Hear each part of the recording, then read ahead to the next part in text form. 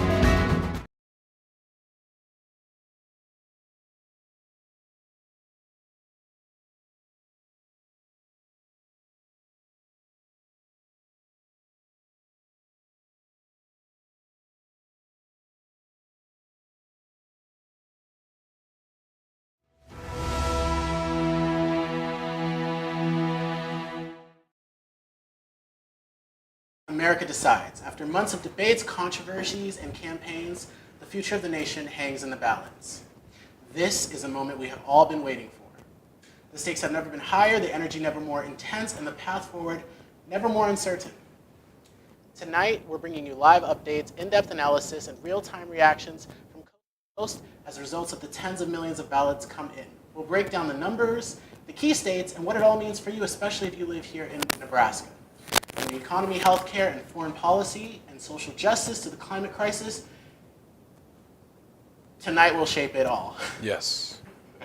Stay with us as we witness history unfold. Welcome to the Jazari Kual Show, Election Night 2024.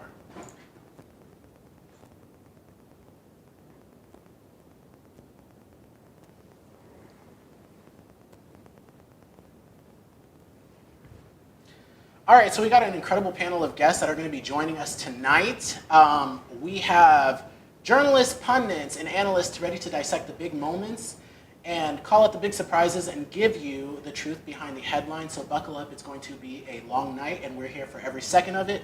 Joining me here in studio is Tommy Blanton, founder and executive director of VoteWise Nebraska, and Tude Kailech, host of Blazin' a Trail podcast in Lincoln, Nebraska's 2023, Emerging Leader of the Year. So, thank you guys so much. Thank you for having us, bro. Yeah, this is really fun. So How far. iconic is it that we all three are in the same room right now? Yeah. To say that this election has been unconventional, I think would be a huge understatement. How are you guys feeling about tonight? I am very nervous. Very. You've before this you seemed really excited about all this, and I'm just over here just like slowly dying on the inside. So that's how I'm feeling. What about you two? I think from the past year, I've spent so much time and energy into politics that I'm anxious for today, but I'm also hopeful, but maybe that's just the optimism in me. I don't know. But yeah, I'm a little nervous because right now, 198 Trump, 109 Kamala. I mean, that's to be expected. I mean, their floors right now is 219 for Trump, 226 for Harris. Okay. The swing states, they're going to come in much later. Right now, I mean, we're seeing results from Georgia and North Carolina that are looking good more for Trump. Yes. It looks like Harris is not performing in the Atlanta suburbs and Atlanta proper. Mm-hmm. It's just one of those. I mean, it's not a surprise. It looked like a lot of people were going for Trump in Georgia. North Carolina is also looking like it's going towards Trump right now. Yep. New York Times has them both up at 80% chance of Trump winning. So I mean, that's where we're at right now.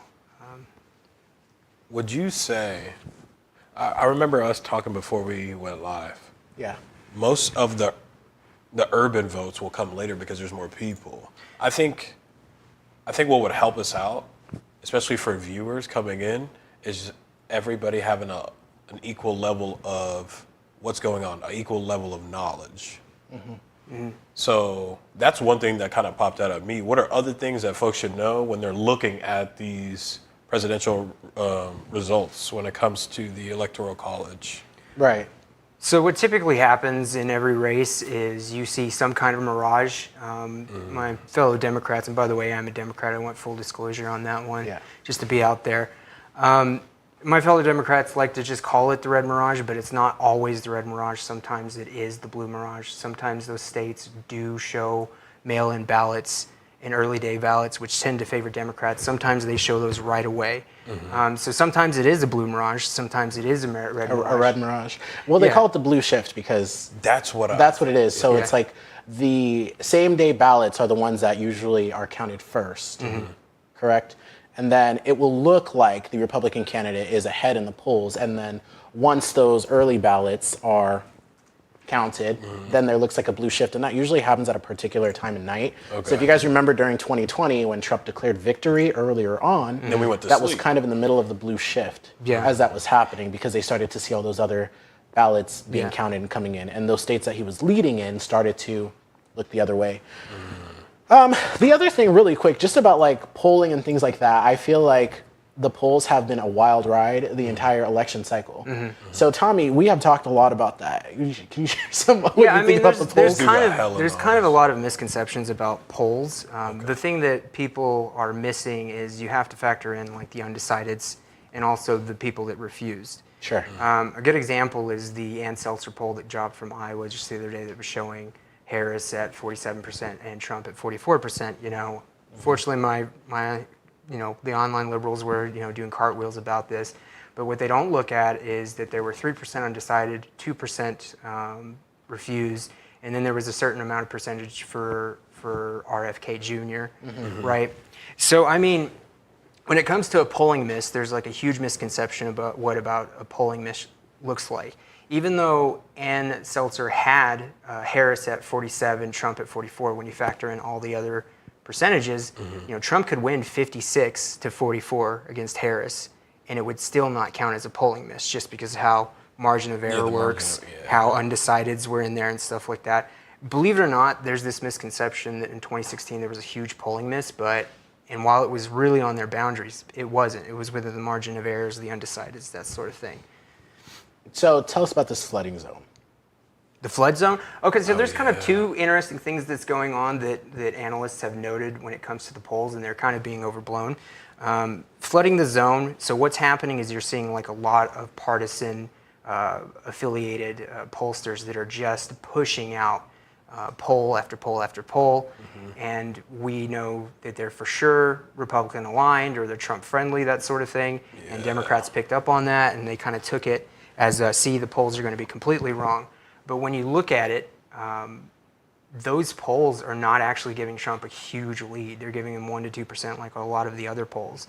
So when it comes to flooding the zone, yes, they are, but they're not giving him a huge lead. Analysts are aware of it. Your modelers won't be using all of those pollsters.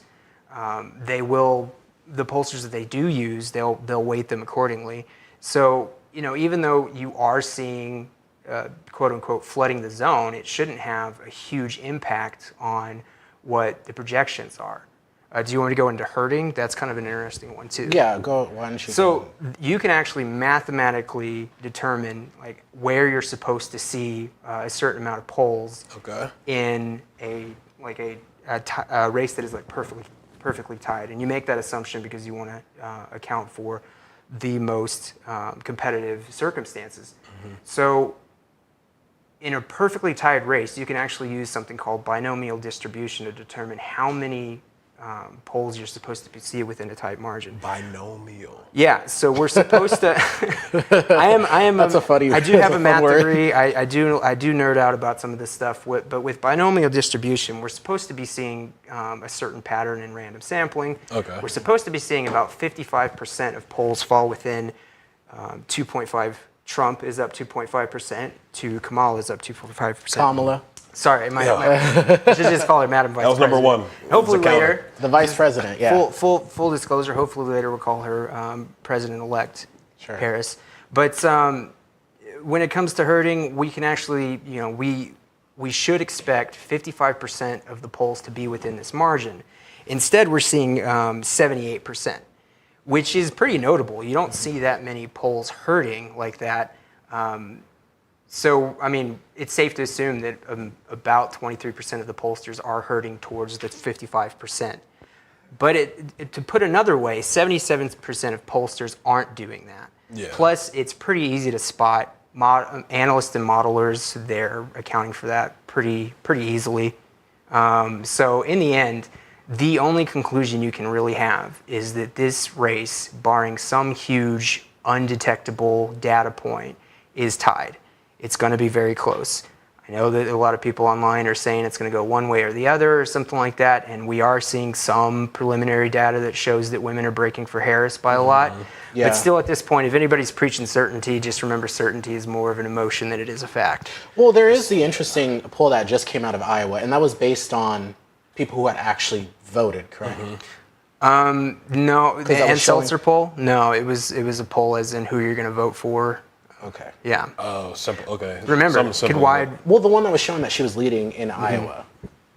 Yeah, that's the Ann Seltzer poll, and she's a legendary pollster for Iowa. Sure. She doesn't really ever have a miss. Her worst miss was 3 points off, and that's well within the margin of error.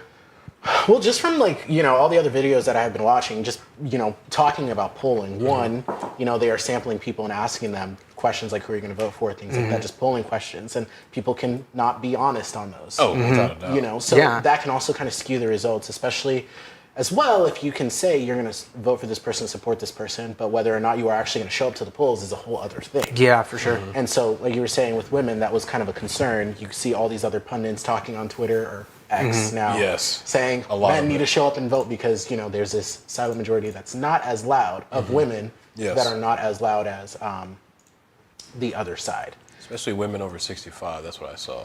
Yeah, no, in the uncensored poll, I guess the crosstabs was the thing that was really interesting. Crosstabs, explain that to me. So that's like the underlying polls that they can tell you about like demographics and that sort of thing. Okay, that I mean, makes the sense. Like the number one, intersectionality. the number one rule in the world of politics is you don't look at the polls, and then even and the number two I hear rule that every day. The number two rule is don't look at the crosstabs, but. Of course, I look at the polls. Of course, I look at the crosstabs. So well, of course, we can't miss it. Like it's shoved in our faces everywhere. Like, literally, I mean, as far as telling the future, pollsters they're best at it, but still, like. Okay, so I've been following. Okay, I've been following the right people. So, in the crosstabs of the Ann Seltzer poll, what was really interesting is Harris had a 28% lead with independent women voters, which is astronomical. And then, more surprisingly, she had something like a 2-to-1 lead with women seniors, plus 65. That's huge. That's a demographic that always shows up in force. And then even more shocking, she was leading 2% with senior men in Iowa. I mean, I can't help but treat this poll as an outlier. I just cannot get my hopes up for that sort of thing. And of course, This is what Trump said. No president has done more for farmers in the great state of Iowa than Donald J. Trump. That was in response to the Ann Seltzer poll? Yes, because he called Ann Seltzer one of his enemies, the ops. I mean, I think... Yeah, because it was because of that on Truth Social. He would call everybody that who's not writing for him. And, and Iowa did actually... I think it's surprising, too, because Iowa had gone for Trump twice in a row, right? But prior to that, didn't Obama win Iowa? He won in 2008, but I think it went for Romney in 2012. I can double check. But, yeah, so, I keep saying this, and this is kind of a controversial take. I'm a little bit sad that this election is coming to an end. They don't like when I say that. Tell me, what have been your favorite moments from this election and campaign season? You should have told me ahead of time so I could write all of this down. I think one of my... Okay. Honestly, the thing that got me real worried was when Joe Biden and Donald Trump had their debate. Yes. I was so nervous heading into it. Like, I was like, okay, I think he's going to do all right. They said he's, tip-top form mentally. Then I see it, and I'm like, oh, it's a wrap. Flips in the Oval Office, and I can't keep up with them. And so everything they were saying about that. Trump is like strutting. He's very confident at this point that he's about to win. Yeah, and he did really good in that debate. Yeah, and then they were like pushing for Kamala. I mean, likewise, he said he won the debate optic-wise, for sure. Optic-wise, if you think back to the debate between Donald Trump was Donald Trump at that time. Kennedy and Nixon. So the people who watched it on TV said that Kennedy had won. The debate that is, people who listened to it over the radio said that Nixon had won. Damn. So there is that body language. The body language, the optics, the blue suit with the red tie, all of those things. And that was one of the things with the presidential debate, the first one with Biden and Trump. Trump looked really good, but go ahead and continue. I think another one was, I didn't know who they were going to go and pick. They picked Kamala, but the thing was, I was so excited to see what people were going to say on X. I've been on X for a hot minute. Sure. And I even made a burner account because I wanted to say certain things. Don't say that on a live. No, you ain't going to find it. You ain't going to find it. Okay. But I've started to see... Once that happened, a lot of people's opinions changed. And that's when I started to become like, okay, the tide is changing and people don't like that. Kamala has a new, fresh perspective, outlook, and her campaign took that transition really well. Sure. And that was the exciting part for me. But coming to today, I don't know. I have a lot of little parts. It's mostly like following other streamers, commentating about the things that have been going on. I just been watching a lot of Jubilee videos, getting amped up. Okay. You know, I really liked just the memes, the clapbacks. Yeah. You think you just fell out of a coconut tree? Yeah, you've been saying that. I think the most fascinating thing about the entire election the campaign season, is right prior, I would say 10 years ago, the way that people would campaign for any office, you know, traditionally you would go on the radio stations, you'd go on legacy media. The legacy media. Now you have to go onto all of these different platforms, all these different influencer shows to be able to reach a specific demographic. Because, you know, the way that people are getting their news is much different than what was used to be traditionally done. Yes. And so, you know, they have Obama running and getting his hair cut by a barber on YouTube. Shout out. You know, they have Harris on the Call Her Daddy podcast. You know, people are going on Joe Rogan. Yeah. You know, those kind of things. So that's been interesting to see, and especially with Gen Z getting involved. I agree. Right? Like the way that this campaign season was held was just so entertaining. Yes. So entertaining. Every day I would refresh my YouTube to be like, who's on another another podcast? Sure. But yeah, Tommy, do you have any favorite parts? No. I mean, it was very painful to watch, to be honest. I mean, when I was watching. We had a lot of phone conversations and text messaging things throughout. I mean, it's a lot of stress, but you know, when I watched Biden do the debate, I was just like, this is not good. I was deflated. I mean, I'm one of those people who was like, he can't drop out. It's just too unprecedented. It's too unorthodox. It's a gamble. Is it though? Because historically speaking, weren't the nominees chosen at the conventions? Not since like 1972, I want to say. But it's been done. It's been done, but you know, we haven't done it that way. But I mean, listen, that's just an opinion. But like something like 86% of Americans believe it was the right move. Even more Democrats do. I think a lot of people are going to look back and say it was the right move. But I mean, beforehand, it's like you're gonna gamble during the presidential election. It's like, why would you want to do that? But it looks to be like, you know, it always had to be Harris. She had to be a pick for many reasons. A contested convention is very bruising, and you don't want that. But also, Biden, because her name was on the ticket, could just transfer right away $95 million. Yes. Just sign a little piece of paper. Because there were some debates talking about, you know, the legalities, like the FEC, like laws about that.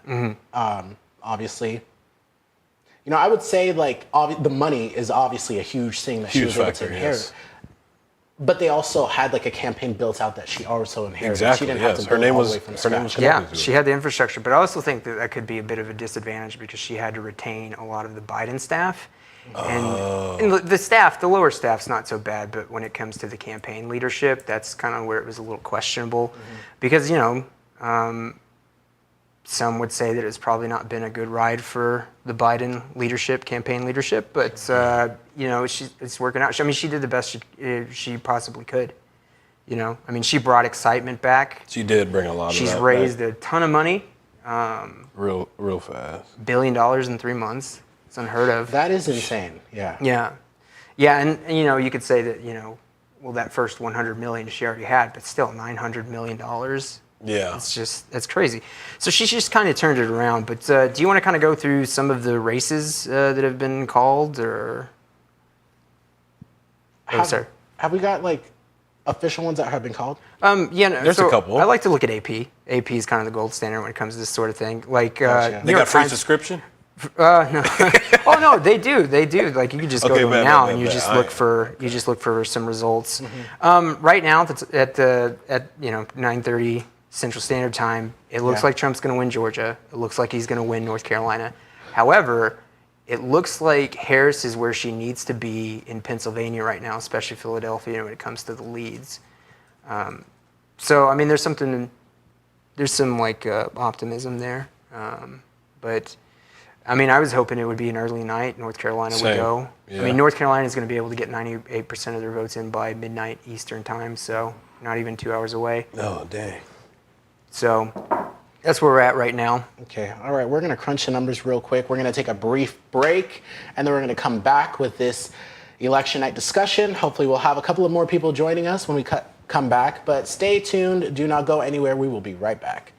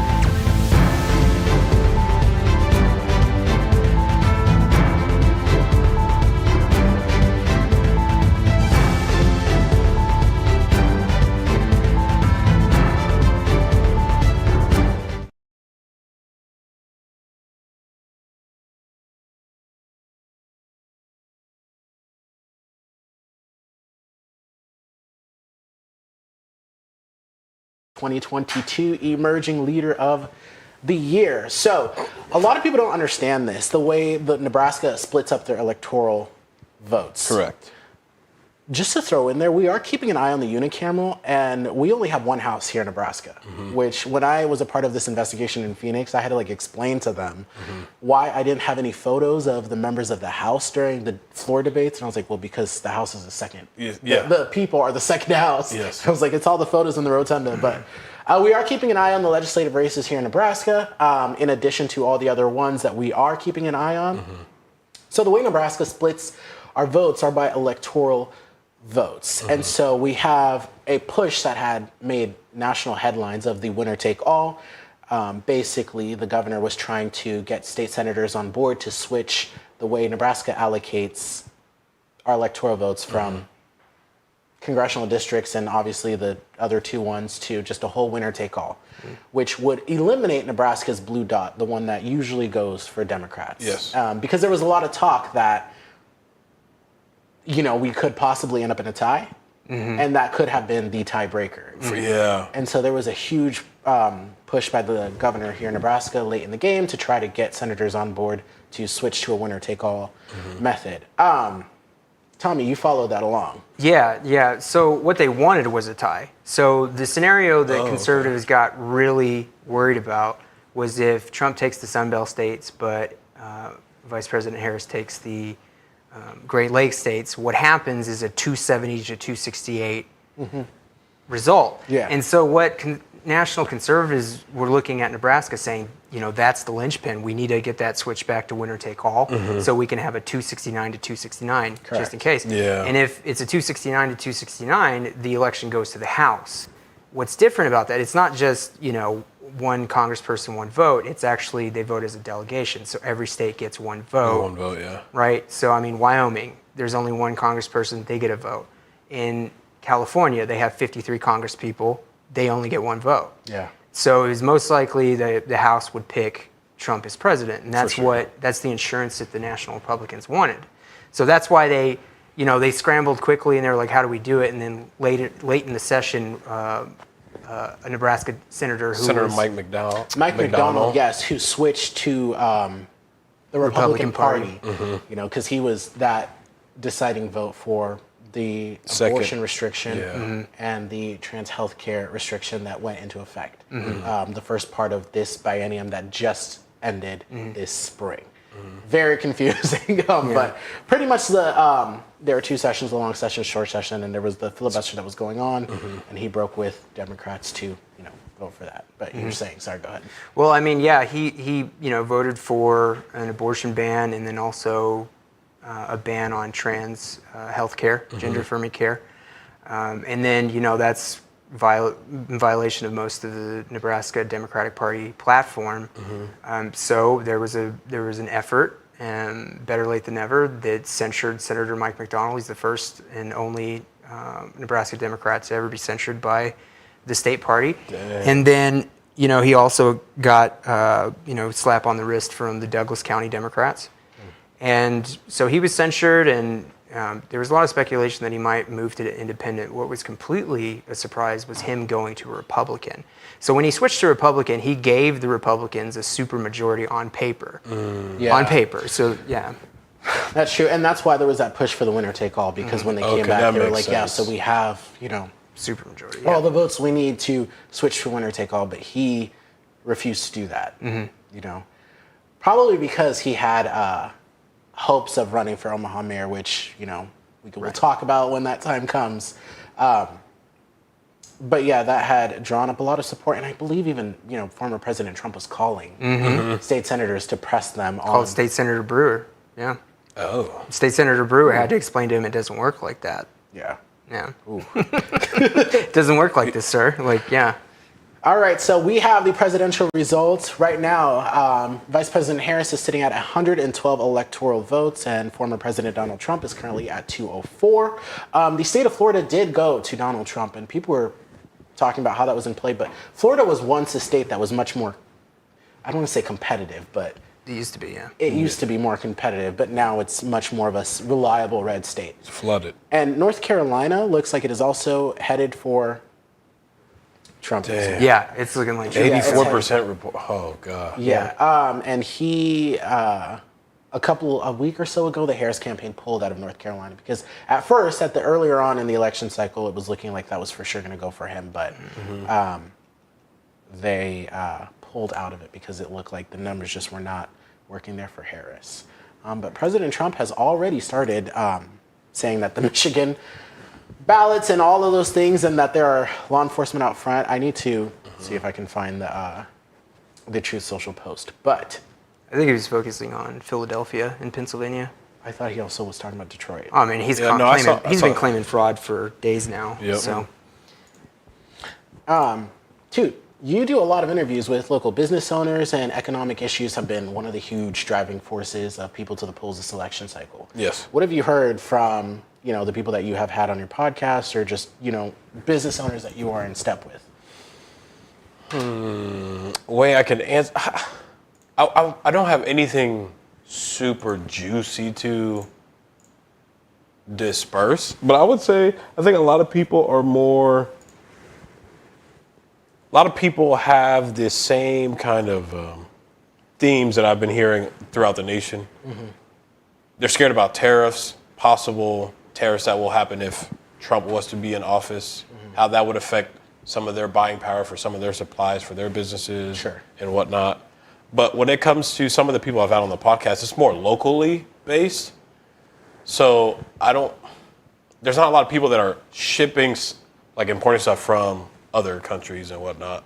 So I don't have much to give on that. What are some of the things that you think that are out there? A lot of people complain about just the rising inflation. Yes. Goods, things like that. It's interesting. I went to a restaurant a while ago, and one guy, he was talking about, at the time, obviously things had changed. He was talking about how it wasn't necessarily the food and the ingredients. Yeah. It was the napkins. It was that is true. It was the plasticware. It was all of those other paper goods that had started increasing in price. To be able to offer those and make sure that he has those available for his customers.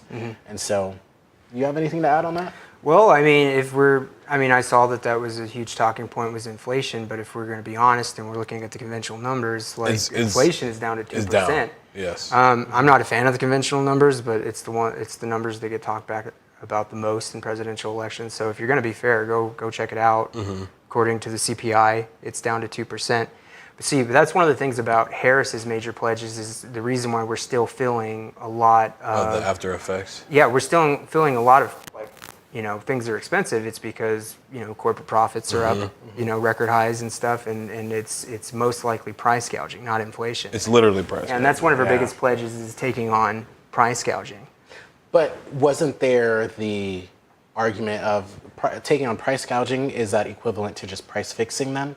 No. She would be able to look at prices. She would be able to say, hey, look, this good went up this amount according to this corporation or this business, but the materials didn't. That's indicative of price gouging. Okay. Gotcha. Now, what exactly her mechanism would be, I'm actually not sure at this time, but, people have proposed like a windfall tax or something, but, Treasury could go after that sort of thing, Okay. To try to pursue hey, we're going to prosecute if we have to. Get your prices back to where they're normal. Sure. We're free market society. So. What are some arguments that people have against that, though? Against? Her going after those companies that are price gouging. I would imagine that most of the, most people would want to see that, but most people also think that we're still experiencing record high inflation. I was just kind of confused as how we couldn't really seize on that narrative and say, hey, look, it's actually 2%. Just you have Google, right? Look it up. Yeah.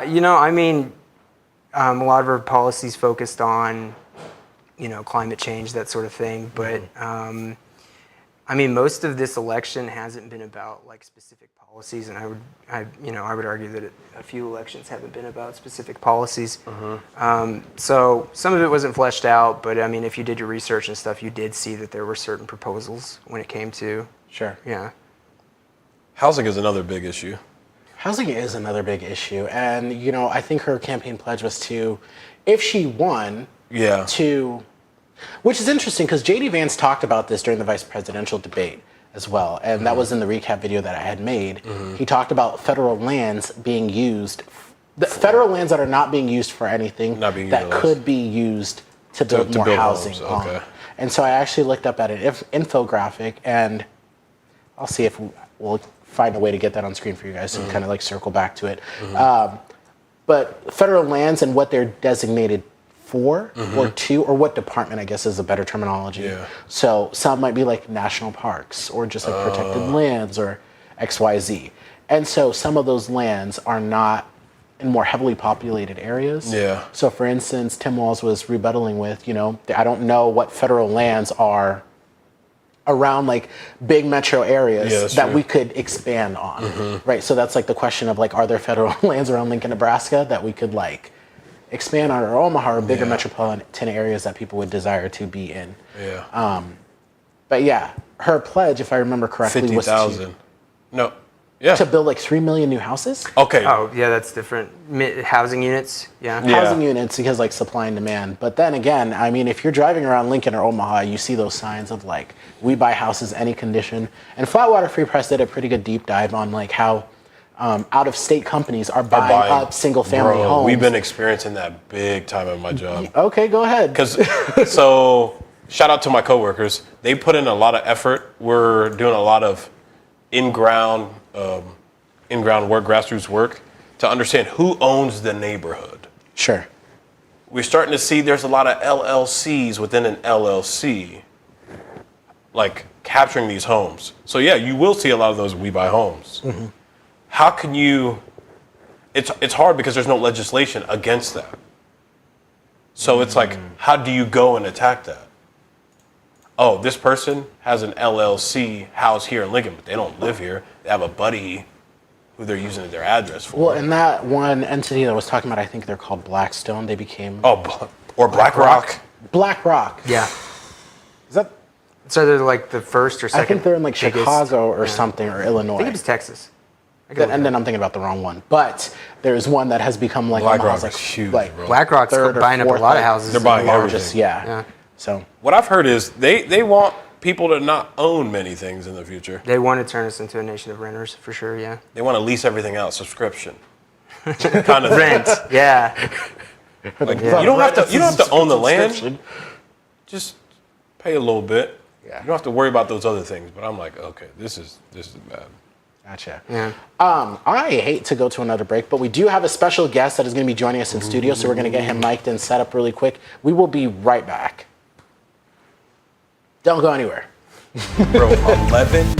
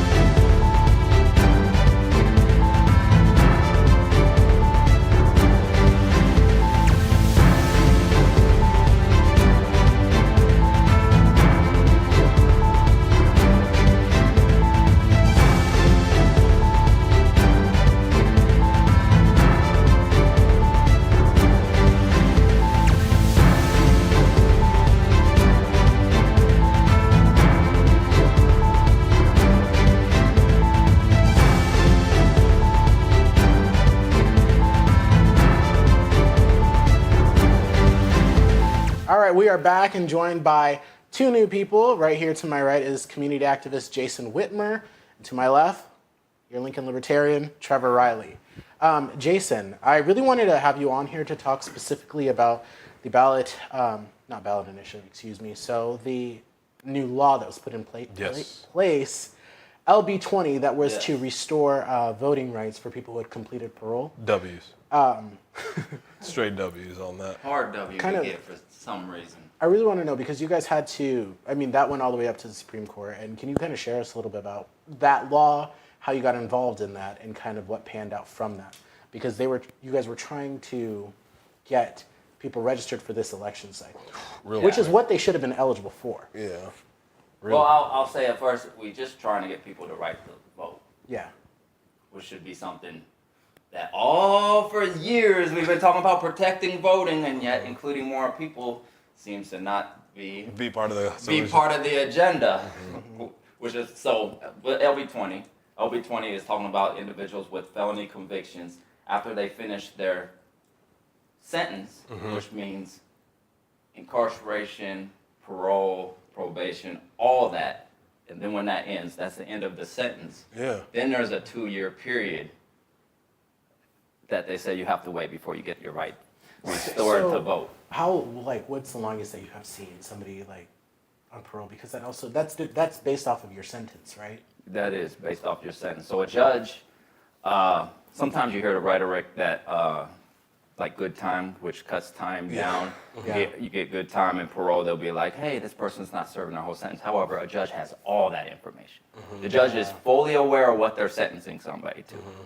But in the application of this is, let's say a judge sentences you to 10 to 20 years, and your good time law says half your bottom number is when your good time applies, so you can get out in 5 years.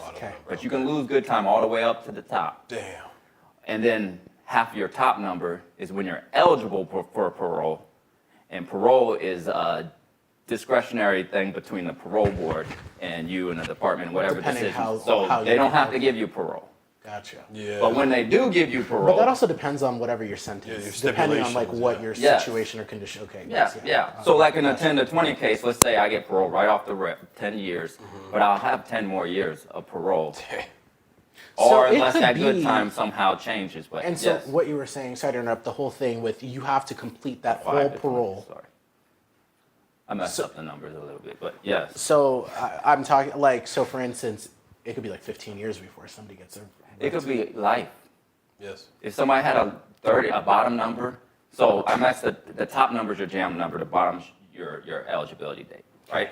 So if my bottom number is 20 and I have life at top, I can get parole, but unless that life gets changed, it's parole for life unless there's some sort of law change. So parole could be, it's as you said, however long the sentence is. So LB 20 did not actually restore voting rights for you have to fall in a certain condition, Yes. right? You have to live long enough to. To be able to vote. Yes. Yeah. But I think it's fair that also most of the people who are getting released onto parole, it's not extensive. It's about most people, at least 90% of cases, it's going to be about a 12-month parole at max. I think it's just a fair argument to say that once you complete that parole or probation, once your restitution is done, your voting rights should be restored. Yeah. For at least 90% of cases. We can go on, it can be long, it can be extensive, and definitely disparate. But at least 90% of people, once you're done, you should have your voting right done. I think that's what we're all in agreement about. And that it was taking a while just for a lot of this restitution to go through where... For the LB 20. Yeah, Yes, and now. people would also get done, and they would still just wouldn't be eligible to have their vote back. I How would that personally have an feel? anecdote. It's terrible. I have an anecdotal person that I know who, for 11 years, they haven't voted because they've had this felony conviction, and it's just bothered them. But recently, I told them about this bill, and they were able to apply, and the Secretary of State actually did deny them. But they managed to make it on the voting rolls, and they're actually able to vote today. So I was super happy about just being able to spread it by word of mouth. It was really But that made me was feel good right here. I will say that took a lot of community it took a effort lot of for work. that because it didn't. The Secretary of State didn't say I made a mistake and changed that. Yeah. No, It took a lot of The law It took a declaration by the Supreme Court. Took a declaration by the hold Supreme bill Court. account, and then have them hold that in effect, which is it's good. It's a good thing to see. Well, I'll say it also reflects something else. Here's a law put in place. Here's the Secretary of the State saying, don't honor that law. don't register not one more person that has a felony. That's what happened. Yeah. It's my opinions, but that's what happened. No, it's lawfare coming from he an completely from an stopped agency a of the law state. going Yeah, into absolutely. place. Separation agree. of powers. Who else will do that? Separation of powers, exactly. Yeah, he behaved as the judiciary, the executive branch and the judiciary to suppress the legislative branch. And there's a process in place for him to challenge that without yeah, just. he should have taken it just to saying court, that. but that wasn't the point. Like he knew he was going to lose. But also look Yeah. at the timing. The timing right at the end. So as Well, and that- you I'd say asked, that's the purpose of Jazari, lawfare. You Yeah. know, the same thing they tried to do against medical marijuana. They tried to use lawfare for it. Yes, literally. And I think there's a fair Which, yeah, argument no, that I it's want used us to that go way. like in depth with that because this is the third time, and there's Yeah. still like issues with that going Yeah. on. You know, even There's going to be a court date after Yeah. the election, which exactly. Secretary of State was trying to keep votes from being counted on the medical marijuana ballot initiative, but which I haven't tuned in. I was wondering how many precincts It's doing are well. important. It's doing well. It's Doing going to well? pass. Yeah. Yeah. Nice. Um, Tennessee. Okay, so the Hemp efforts farming then is next. to We're coming combat for that. it. So the efforts then to combat that because the Secretary of State was, you know, said and did what he did. so the ACLU sued Okay. because it required a suit. They had three defense. Somebody was independent, somebody was Republican, and somebody that was a Democrat. That was what they wanted to be as registered, and the organization as defendants for their suit. And it was argued before the Nebraska Supreme Court, and the Yeah. Nebraska Supreme Court I'd say about a week and a half before the last day to register in person Yeah. is when they came out with the ruling saying this needs to move forward. It just went straight up to the Supreme Court, I'm guessing, because it had to deal with, Emergency relief. Because it had to do with time. Yeah. it had to do with time and also like this is going into, yeah, time. Because I'm thinking of the otherwise, ballot everybody measures. can. That was over. Yeah. When that registration went, Last Friday. that was over. Yeah. Yeah. 25th. Go ahead, So if they wouldn't have ruled, that was a okay. wrap on people. Because if somebody would have tried to register anyways, who knows what's going to happen? Because the repercussions, state yeah. has shown, the country has shown that other states have done some dramatic things. Like you're acting criminally, and who's trying to be charged for something when Yeah. you're not actually Yeah. trying to do nothing wrong? Especially when you're trying to follow a new law that was Yeah, you're passed. trying to be part of society. You're trying to do right. You're trying to live your life. But also, I will say, multitudes of organizations, nonpartisan organizations, individuals that they went out and reached out to people. They went out and put information on. They have getmyvoteback.com, I believe it Yeah. is. ACLU has a voting information page just for that. The outreach was huge. Yeah. But that doesn't displace the fact that just the actions of the Secretary of the State. So there's people out there that probably would have got involved. They're like, yeah, Nah. I am definitely stepping back because I don't know what's next. That's a fine line Confusion for was them. the So point. suppression worked. And I didn't have my notes In ready to for a this degree. part, but there was, you were going to say, go ahead. Well, did the ACLU ask for emergency adjunctive relief? Like, did they ask the Supreme Court, hey, well, pending appeal, the Secretary of State needs to register these people? Did they ask for that? I was kind of surprised. Yeah, well, I don't know. I can't disclose anything Okay. ACLU done legally, but I do know organizations have asked for that. Yeah. That was on the, we're a week and a half out. Mm-hmm. I think multiple organizations have reached out to the Secretary of State, have reached out to the the commissioners of that, the officials who do all the counties, but as we've seen, that never went nowhere. I would have just expected the Supreme Court, if they behave as other courts and they treat elections like very carefully, Yeah. I would have expected them in the meantime to tell the Secretary of State, keep registering, maybe set them aside, but keep registering them pending appeal. But I mean, I feel like they basically enabled the Secretary of State by giving them all of that time. And I just don't know what that's going to be like for the future when, another one, executive tries to play judiciary. Yeah. That was the big. That's another. Well, now that we're past this stage, that's the huge question on can mine. of It's like, worms. when can a official just say, "Stop that law. We're not going to honor that," Yeah. as opposed to doing the process to challenge yeah. things. Yeah. And I mean, didn't just something happen with the Attorney General like last year?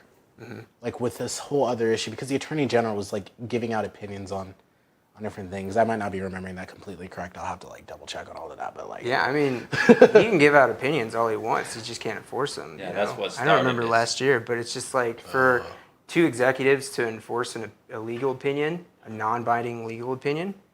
I mean, that's separation of powers violation. I couldn't believe the Supreme Court gave them all the time that they wanted, because that was the point: confusion and fear. A lot of felons are they're gonna go, well, no way. Like you were just saying, like, I'm not gonna risk going to jail. I ain't There's touching plenty of former felons who probably just did not go up and register to vote because they didn't want to risk going to jail. People have gone to jail for years for voting when they didn't, when they thought they were able to, but they weren't supposed to. and there was a story of a woman who did do Texas. that. Yeah. That was in Texas. She got like 5 years.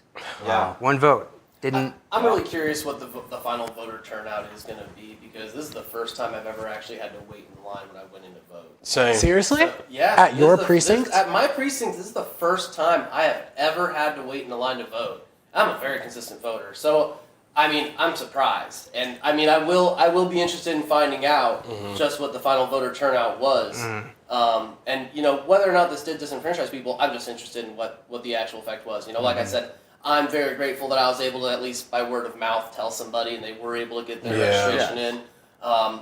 Who knows what the actual turnout was? Who knows how many people were discouraged? Because the same person I'm talking about, they got a rejection letter, and it was their spouse who told them, hey, I checked your name, you're in the voter registration database, go and vote in the precinct. Yeah. So Yeah. the stars align, you know, how many people were Have done that, discouraged, yeah. how Oh, many yeah. people Lots. stopped short of registering That was because the they're point. afraid. I'm totally interested in finding out, but I'm really just interested in the voter turnout election, like the voter turnout numbers so far. Yeah.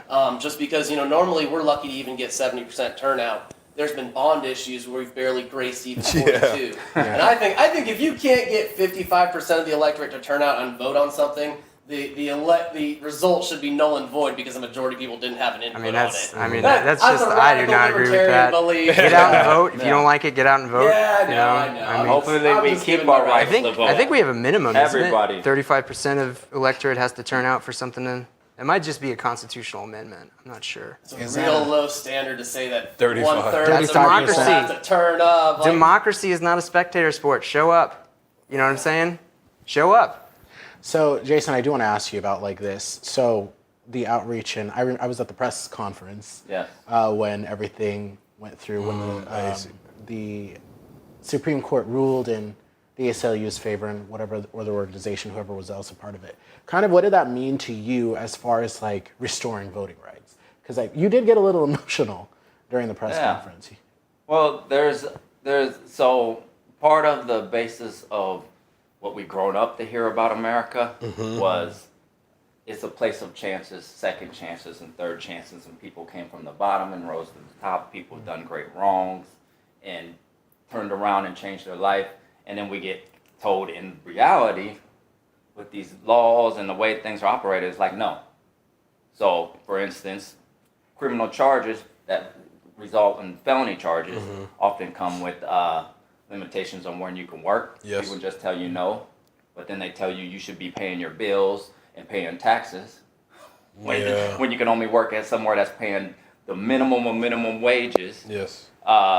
There's laws that say individuals with drug charges can't get SNAP, and a lot of times some of them drug charges are people struggling, and then they're If single you- moms or single parents, and they can't. They're different life now, and they can't get SNAP years later, which is food stamps. If you have a There's all marijuana these charge, boundaries. you can't apply for Marijuana charges. the college benefits, the college stipend. Yes, Pell yes, to help Fast- finance the your Pell program. Grants You and lose out on FAFSA, Pell Grants yeah. if you have a marijuana charge, so Yep. there's some opportunity on economic mobility shut out.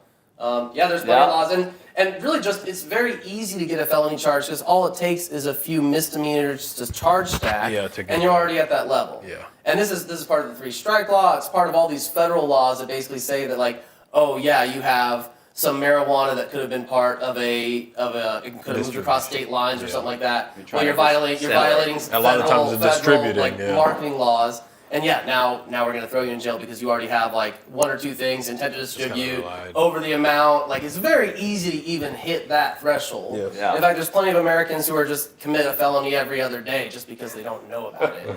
Yeah, Oh, but, hey, your but when it car's out, comes your to car's out voting, of date and you're polluting too much because you don't got a cat on it. right? So, right. Pull us back to voting, though. Yeah. You know, a lot of times you adjust to some of these things, saying like, okay, this is what I've done, my accountability, and let me try to work around this. But I've never met a person in my life, and I've been incarcerated, for anybody that don't know, for years. I've never met a person in my life that the loss of voting applied to whatever they done. Not one. And what we all seem to agree in a larger sense that these laws withholding voting is okay. Yeah. But I think we all know, whether we want to face it or not, that it comes from back in the days when blacks started being able to vote, and we thought we was going to start becoming a whole country. Segments of the population, and not just all white people, but groups of white people decided we don't like this. And then came these black codes and Jim Crow laws, and voting was a huge thing. Gun laws, yeah. Yeah. And now that we're in the days now, a huge thing about voting that a lot of us in the community who are not necessarily invested in voting miss is it's the process now. If you want to change the process, you just can't you can't sit on the sidelines. Yeah, you got to get because you got to get in and start making changes, because it's making choices for all our lives, and we still got people saying like it don't matter about voting. Like it does. We have top figures in our state putting out statements, not laws, to stop a law from people with felonies of voting. Like, why would he do that? Because he's so scared for everybody? Yeah. No. No. That was a power move. Yeah. Even if it was in the back of his head, like I was just doing right. That was a power move. I mean, that also sets a precedent in the future. Yeah. Well, I mean, the Supreme Court ruling in, hopefully your favor curves some of that. hopefully curves that, correct. But, I mean, it kind of just goes to show, the lawmaking body of the state elected by, its constituents. Yes. Passing a law that their constituents advocated for. That was cool with. That can just be completely overturned by another, Just the different another branch. branch. Yeah. A People different should be branch. aware that just because the leadership in the state leans on your side, doesn't mean it can't lean on the other side at some point. So you never want to set a precedence that that top body can just violate things because you're comfortable with what's happening now. Also, when we talk about felonies, as you said, this not only challenge that, it's secondarily challenge just the right to vote, period, if you have a felony. Which means many people that are thinking like, oh, that's a city problem or whatnot, if that would happen, you might wake up and find out the church favorite grandpa who's been a good citizen for 40 years but still has that felony that doesn't really matter no more, and suddenly wakes up grandpa who loved to vote can't vote. Yeah. Like, why would it apply to him? Because it applies to everybody. But if we want people to be more a part of our society in a better way, we want them invested. And I will say, I can't vote yet. I can't vote for another year. But just getting more aware of what's happening, aware of things in the school, aware of how people make dictations on policy, etc. That gets me more conscious on how I behave as well. Yeah. Because how can I It start tells you how to caring? move, How do you care about what's happening around in your community through the leadership that you're not in, but you might have a voice in, and you don't care about your effect in the community? That's a very rare thing. There's not a lot of people, upset when they're in the county jail talking about, oh, I lost my right to vote, that are out there voting and getting involved in the civic process. Not saying it can't happen, but I'm just saying people that are more involved in the civic process are more involved in trying to have a better community for themselves and their family, and trying to be a good neighbor, whether they like you or not. Because a good neighbor doesn't mean me and you have to like each other, or me and you have to like each other. Good neighbor just means I don't be on some BS. You know what I mean? Causing the havoc. It's your Being civil. neighborhood. Being Yeah. civil, yeah. Being Yeah. civil, man. Your dog can poop in my yard. Just pick that shit Yeah. up. Yeah, please. I'll let it happen. I'll let it happen once. I'll let it happen once. Just next time. I mean, there's also home associations that kind of. Bro, let's not talk about Yeah, that's a whole. Yeah. It's Who like lives in yeah, HOA? it's So I just want to end. I just want to end my part because you guys are gonna talk that high stuff, and I just gotten way more involved in the civic process, and Thank you for your work. I'm gonna get more Yeah. interested in it. But also, I would like the community to know, like, the more we invest in people who we think are throwaways that have been in the system and whatnot, the more we invest in safer communities. That's so true. That is That's so a true. mistake that we think lock them away, and the longer you keep them or whatnot makes it better. That's absolutely a mistake. I think Tough the on key crime. there is that like reintegration is key Is to key. a cohesive community. Yes. A community has to be cohesive. People have to be able to work together, and you can't just have somebody live in the neighborhood and you're going to shut them out saying you don't have a right to participate in what goes on in the local Yes. local elections, local what's going on. Right. So And I expect totally great see that. results Yeah, from yeah. people either. It's counterintuitive. You know, Yeah. it's not welcoming. And Yeah. if people have paid their debt to society, there's no reason they shouldn't get to fully participate. Agreed. It also speaks about you as an individual. Exactly. You start co-signing to that, what does that really say about us as individuals when we're like, yeah, you should just do this to the person because they deserve this? You got to talk to people, man. That's Talk what a to lot of people don't do. They are treated as outsiders, casted out. But like you said, they've done their time. Okay, how can we reintegrate them? I always see this problem, especially with people experiencing homelessness. They're like another person.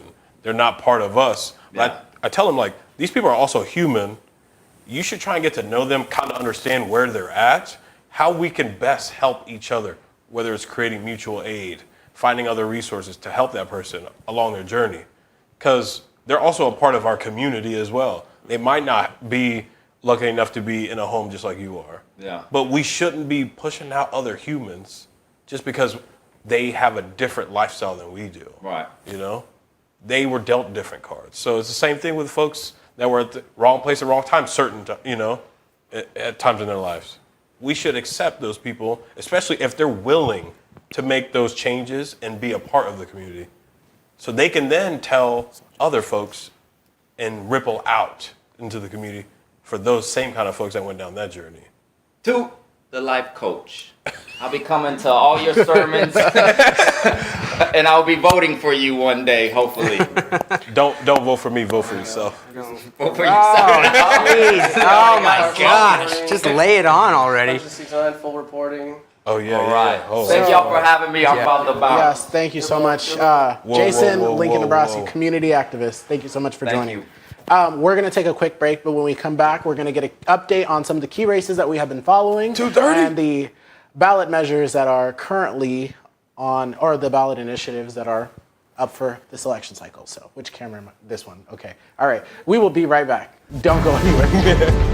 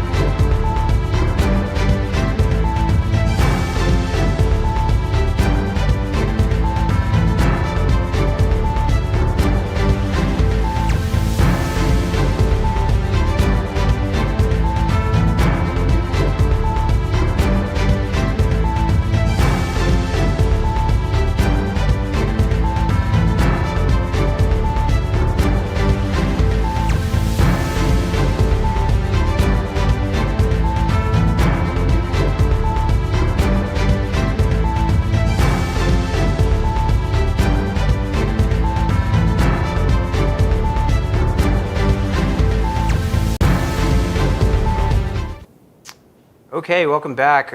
We just want to go through some blow-by-blows right now to tell you what's going on. Alrighty. So AP has called North Carolina for Trump. It's not unexpected. You know, the Harris campaign, you were telling me the Harris campaign pulled out like last a week. ago. So I'm sure they had some internals that were telling them that it's not looking favorable.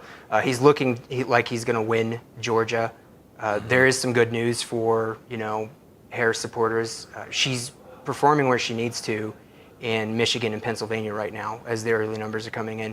In Michigan, you're looking at Oakland and Washtenaw counties. You know, those are Detroit suburbs. They're looking good for Harris right now as far as her margins go. The state will ultimately be decided by Wayne County. That's where Detroit proper is. Okay. And so these two counties will be able to tell you that Detroit proper is going to be turning out pretty well. Pennsylvania, she's right where she needs to be in order to win Philadelphia. 85% reporting in from Allegheny County. She's up 20%. That's where she needs to be. In Philadelphia, she's currently up by 56% with 60% reporting. Could have gone up since I last checked. She has to increase her lead slightly, 5-6 percentage points, but it's looking good. She's on track right now. So the other thing is, and this is more local to us, she's performing very well in CD2. She looks like she's going to win there, maybe by about 5 percentage points. So that's the one electoral One vote electoral that vote usually for goes Nebraska. through. Yeah. So that's probably going to be no ties tonight. Unfortunately for Tony Vargas, he's massively underperforming her. It's looking like he's going to have like a photo finish there. Don Bacon is outperforming Trump, and Why do you think that is? he just doesn't seem as bad. Veteran. I think heavy veteran. He's a little bit moderate. Yeah, I mean, you got That's my opinion. That's Offutt. You got Offutt, Yeah, right? yeah. Offutt Air Force Base, where a lot of servicemen and women, and plus a good veteran community there that we just might. I mean, he was a general, correct? Yeah. Yeah. So I mean, that might be it. Also, he's not Trump. He's a Yeah. little more stomachable with women, and that's just kind of how it is. I And mean, he does definitely, says he's very, very bipartisan. Yeah. Like he's willing to work with the other side on things. Yeah. I mean, war is a pretty bipartisan issue. So. Yeah, Give okay. it to the general. I don't think there's a single war that John Bacon doesn't like. Okay, so just to finish up before we get into that, so in Arizona, she needs to win Maricopa County by around 1.5% to 2%. Up there, you're 2.2%, but she's up 2.2% with 54% reporting in. She's definitely going to win CD2. She's probably going to win closer to 10 percentage points at CD2. It looks like New York Times is actually right on the money when it comes to polling right now. Oh. We have some news out of Ohio. Jared Brown. Hold on one second. We're going to get that. All right. The AP has projected that Bernie Moreno, a businessman in Ohio, has flipped the Senate seat there. So that seat was held by a Democrat for For a long time. a long time. Ohio was a very purple state for a long time. They typically voted 54% to 46% for many cycles. But I mean, that's the Senate.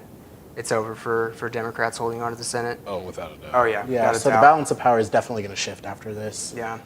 So I mean, things are looking good for Harris in Michigan and Pennsylvania. Wisconsin's looking weird. It's not abnormal, but still, So I mean, at this point, Trump's in a very good lead right now.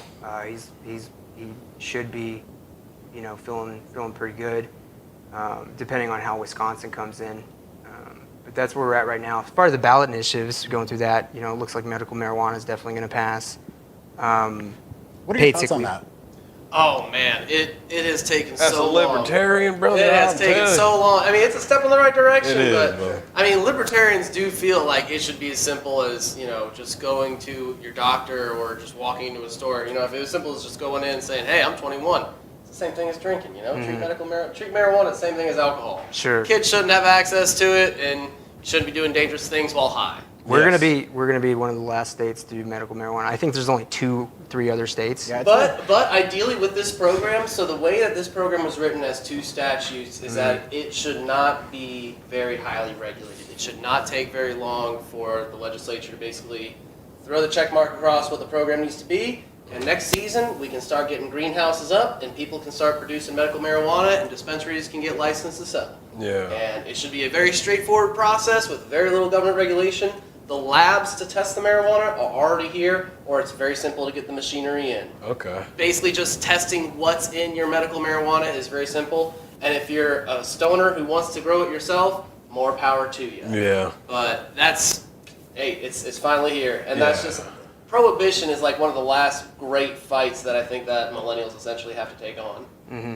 Thankfully, with medical, it's one less thing for us to fight. I do want to talk about the other ballot measure, the two, 434 and 439. There has been a lot of confusion on that. Yes. And the ads that have been coming out. So I was talking to all of you guys. Yeah. I told you guys showed us this. yesterday. Yeah.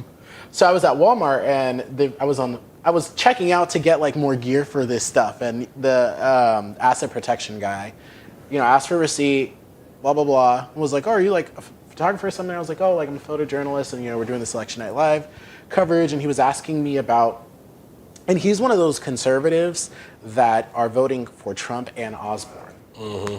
So kind of an interesting thing, but he was also for reproductive rights. Yeah. So an interesting dude. So we were sitting there chatting, and he was telling me that like what he was hearing was very contradictory. Yes. So he would hear, vote for 434 if you want this, because the language that they've been using in the ads make that seem as if they're for reproductive rights. However, I was at a coffee shop this morning, actually, like finishing working on graphics for this live stream, and I heard a group of, senior citizens that were Talking amongst themselves. talking amongst themselves. You looked at me like that wasn't the appropriate. No.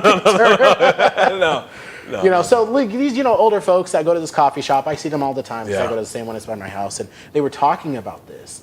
And one of the guys who went to vote got it wrong. A lot of people got it wrong. A lot of people, regardless of which way they were trying, which way, whether they were for it or against it, they were so confused by the language to the point where they ended up walking away from the ballot. I feel like As I feel by like it was design. engineered that way. That was the point. Yeah.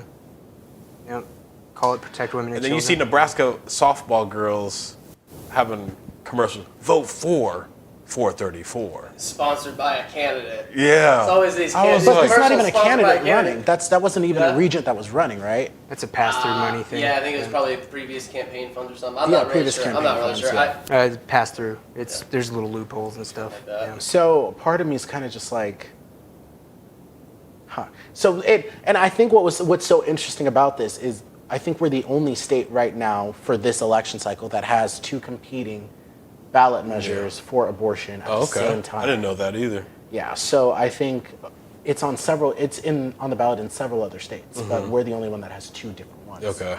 And I remember when Protect Our Rights, a campaign, turned in their ballots, I feel like I saw somewhere that the 434 campaign said that they weren't going to have enough to make the ballot, and then they did, and so now, after you have to go from a ballot initiative, petition signature drives, to a whole campaign. Yep. And so 434 has run a very good campaign in terms of the ads and what they were hoping to accomplish with this ballot measure. So it's going to be really interesting to see how that shakes out, because some people might vote for one and not the other, because you have to do both for it to actually count. Yeah. So Were y'all there? It was, I don't know, it was a Sunday on O Street. I saw people all the way from 33rd Street all the way to 70th Street having a sign saying vote for 434. It was intense. I missed that. It was a Sunday. Chick-fil-A wasn't open. People were parked up at Hobby Lobby, so I was like, okay, there's something going on. But yeah, just like you said, the campaign was extensive, because right now in Nebraska, the abortion is currently banned for after 12 weeks of pregnancy. No exceptions. But that was the point. Yes. It was by design. And so, 434 would prohibit abortions after the first trimester. except 12 weeks, for this. but de facto 10-week abortion ban because doctors aren't going to want to risk They, it. yeah, Yeah. it's tough. I mean, they meant to do that. They meant to pick weeks instead of, something Oh, a little yeah. more scientific. Like the They want to make it more vague. yeah, the protect right to abortion, they based it on viability, and then they said viability is determined by the professional. Exactly. Right, but when you put it in a week or a trimester basis, it's just too subjective, and a doctor will stop short of whatever that is. because you can't pinpoint exactly where they are. So, yeah, I mean, I should also mention, like, first time in U.S. history that we've seen 2 competing ballot initiatives, at least for constitutional amendments. I don't think anybody's ever done statutes before, but you know, we are making history tonight. Fortunately, it's a bit of a dice roll. Right now, the numbers are evening up. It looks like 439 is a little bit ahead. Okay. The initial numbers are looking good though, so it looks like they're both going to get 50%. 434 might get a little under 50%, but yeah, that's where we're at right now. Trevor, I'm curious. We talked about earlier on in the live stream what our favorite parts of this election has been, because we were talking about the more like entertaining aspects of the election. Do you have anything that you would like to share That on pokes out. a meme? End of it? No, I mean, no. Jesus. I guess my favorite part, there really hasn't been very much enjoyable about this. It has felt like, I guess the most enjoyable part that I feel like has been the immediate adrenaline rush of joy that Democrats got when they successfully replaced Biden. Yeah, that's kind of what I was talking about. That was entertaining to I didn't feel me. joy. That was the sugar rush of joy. Like, oh, we did it. We got rid of Biden. We're so happy. After, Well, A lot. it was after the performance, I was like, bro. It's Yeah, gonna be A lot of people landslide. that was the first time that people had seen. Yeah. Because he was doing less and less Yeah. media Yeah, he had appearances. COVID. And so, is he even really fit to be the president right now? Question that never really got asked. Whatever. We don't got to worry about it. That's the whole point of the election tonight. of course he's fit to be president. Of course he's then why Right isn't he- now, Then why isn't not he for fit to be another- candidate? Well, I mean, it's because Nancy Pelosi didn't think he did. He was fit to be Does president. Nancy Pelosi run the country? It seems like she pulls a lot of strings. She is a powerhouse in the Democratic Party. If the sitting president does not have his own agency, then the Yeah. sitting president is not running this country. So if he is not fit to be the candidate, then Kamala Harris is totally ignoring her authority that she has as the vice president to say, hey, Joe Biden might be wetting his pants, or at least he's not all the way there. I mean, I just think it's more about the you know, what's going to look like 4 years. I mean, of course, like Nancy Pelosi was thinking about election chances, and it just didn't look like Trump was like slow walking into re-election. I mean, it's just, is my favorite part is that this is a very glaring issue. Is that Yeah. there was not a real Democratic primary, and Oh, eventually gosh. what it was is that it was a sugar rush of, oh man, we're so happy that we replaced Joe. But I mean, if you think about it too, though, like there were other candidates on the Democratic ticket. Dean Phillips, that's it. Well, But I Dean mean, Phillips. but the choice was there. I mean, they So, sued listen, RFK to get him off the ballot. listen, I want to just tell you, like 86% of Americans agreed with Biden dropping. It's just a losing argument to say they didn't have a primary. Democrats don't It's care. not a losing argument. because Democrats Kamala don't Harris care. is the first Over presidential candidate to ever 90% get of elected Democrats- without getting a single primary vote. Over Well, I 90% wouldn't, of I wouldn't say that Democrats because we talked The earlier 70s, about yeah. like how used candidates to not be primaries. and they were chosen at different conventions. But the Democratic Party has this contract with the American people to say, hey, you get to select our candidate by voting our delegates through the primary process. Well- I don't want to have to litigate this. I'm just saying this is a very obvious No, I thing mean that we're is just out having in a the open. conversation Yeah. about They it. didn't yeah. break any rules of their own party rules. They didn't break Yeah. any laws. They okay, listen, Joe Biden does not have to be forced to take the nomination.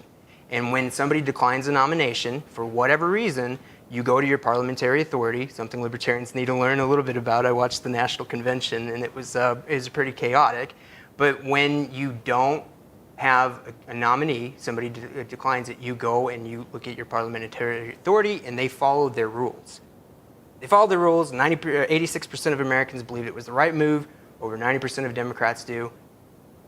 That includes the people who ran in the primary. So, I mean, it's just a losing argument to Well, I say mean, I there was think, some again, kind of you didn't undemocratic have process. a huge people participating in the primary because they kind of knew it was rigged. It's the same Bernie Sanders. It's kind of not like rigged. that- they robbed it from Bernie. And I they gave was it mad to about Hillary. that. I don't know about this year, but I was more mad about Bernie being. Then they did it. It's the Democratic Party has an. That's when I started tendency- But feeling let's be a little- honest. Let's be honest here. She was on the ticket.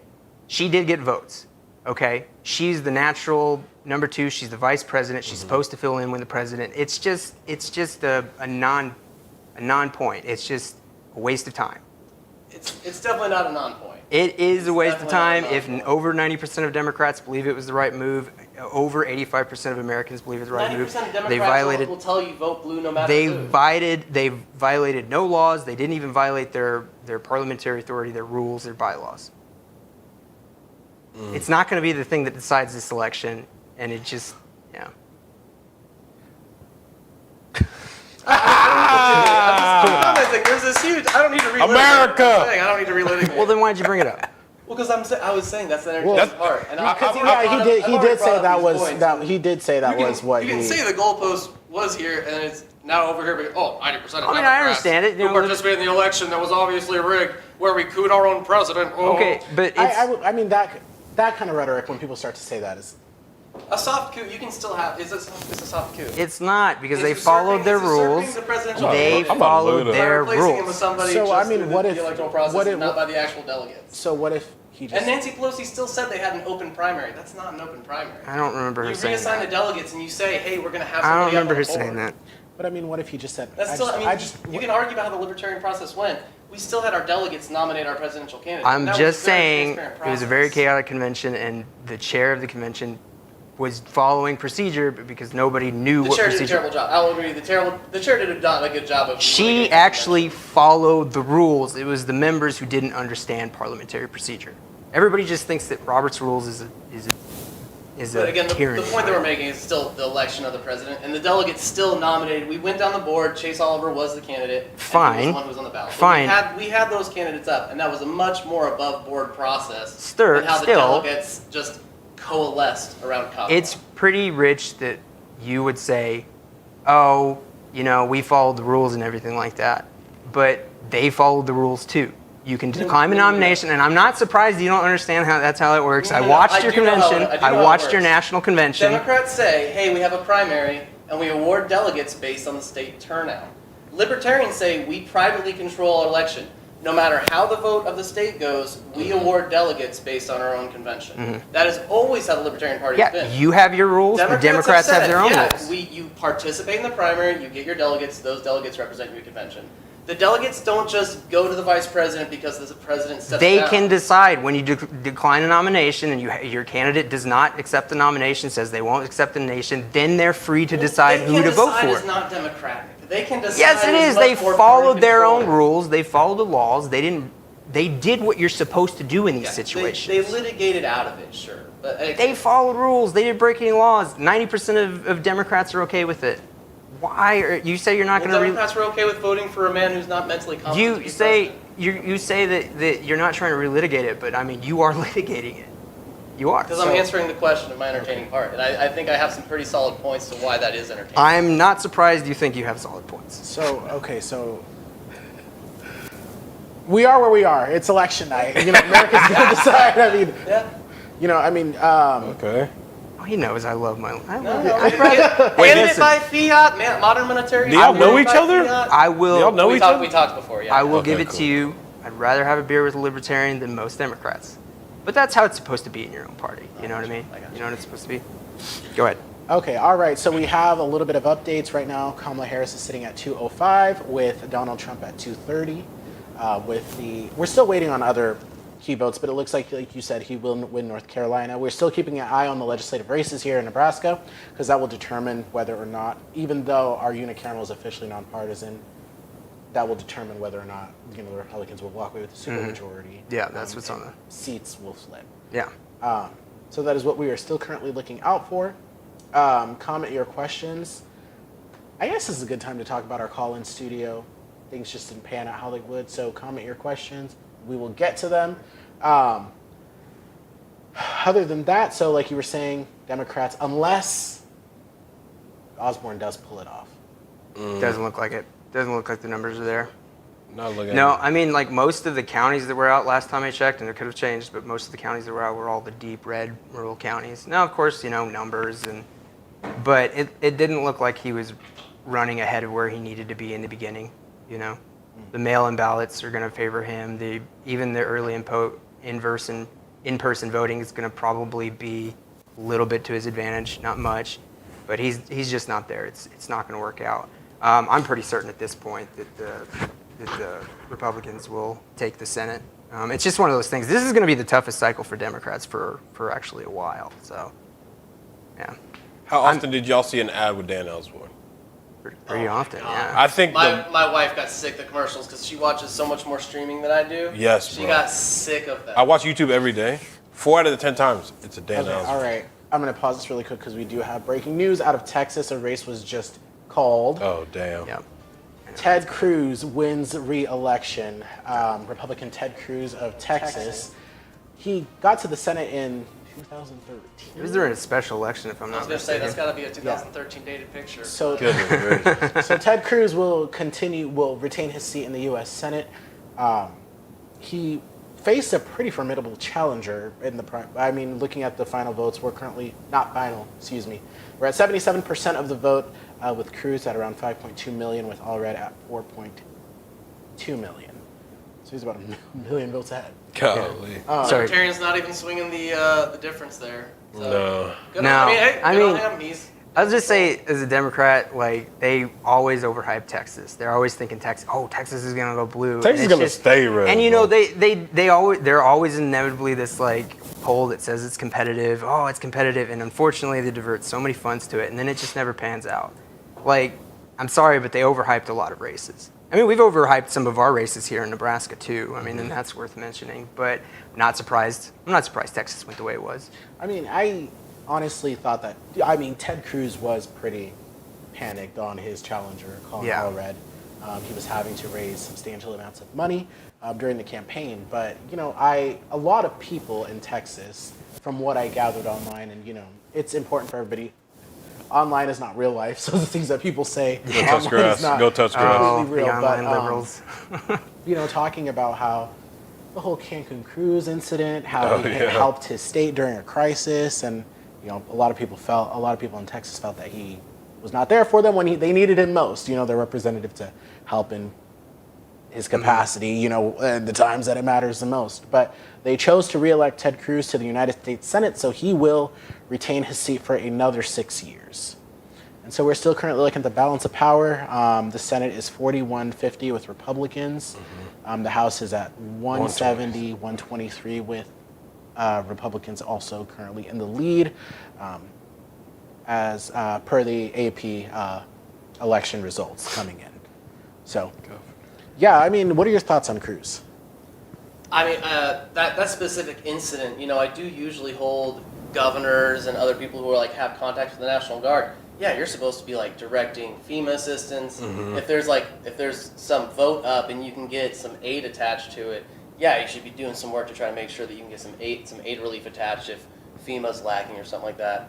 I didn't think that the real blowback against him for that whole vacation incident was really going to impact him in his district, because No. most people know that it's still the governor who's in charge of disaster relief.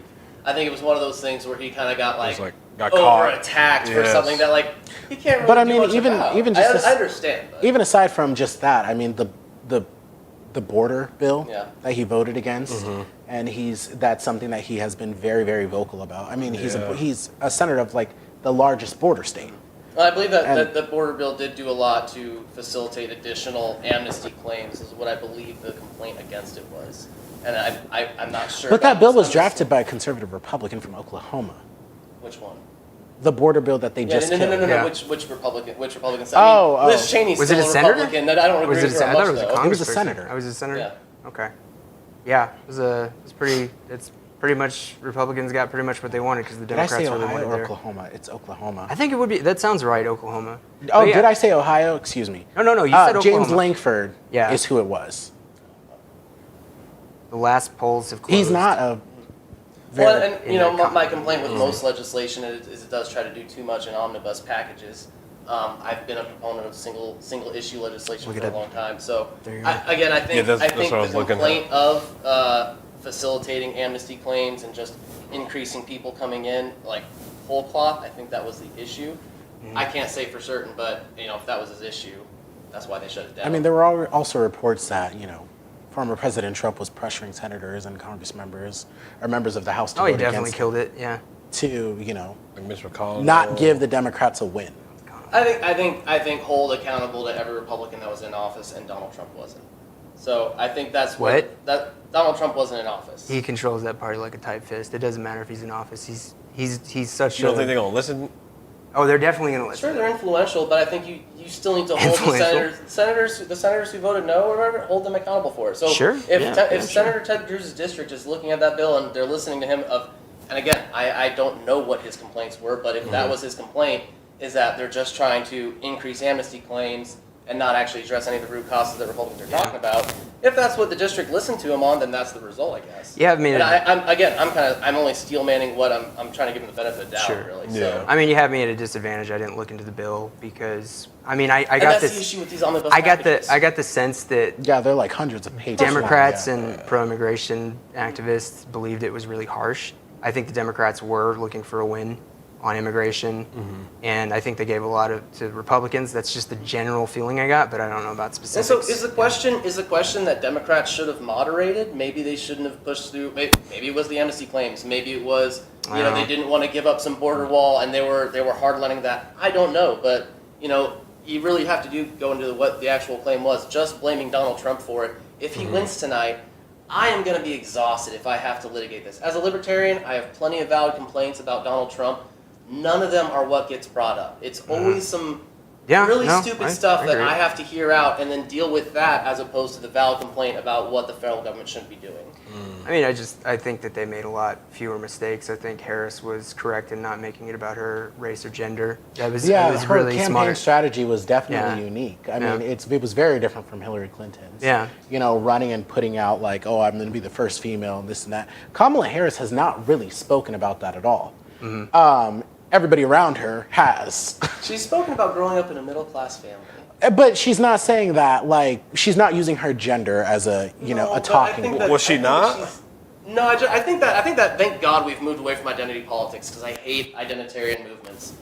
Except for my fellow O-negative blooded people, we're the universal donors. O-negative? Everybody so can take envious. our blood, save a life, give blood today. Besides other immutable characteristics, I hate identity movements that are based around that. And so credit to Kamala for not doing that, but she has been extremely generic in her background. She has not talked about any of her accomplishments because I don't feel like there is many. It feels like she's been a person that has failed up, and that's why she should chose somebody like Tim Walz. Accomplishments in what I was in what going to ask, respect? It's like the action she's done within her offices. As a senator, what bill did she bring from California that actually benefited the American people? What did she contribute to any omnibus legislation as a senator? I think she had some good mini rants up there when she was maybe interviewing Kavanaugh, but what did Kamala Harris really accomplish? I know as district attorney she had plenty of marijuana convictions. I know that she did withhold evidence to keep prisoners in jail so she could use their labor. Right, This is years ago, Joe Biden did the crime bill, and that was back in the 80s, and he didn't really get held accountable for that. Oh, are you kidding?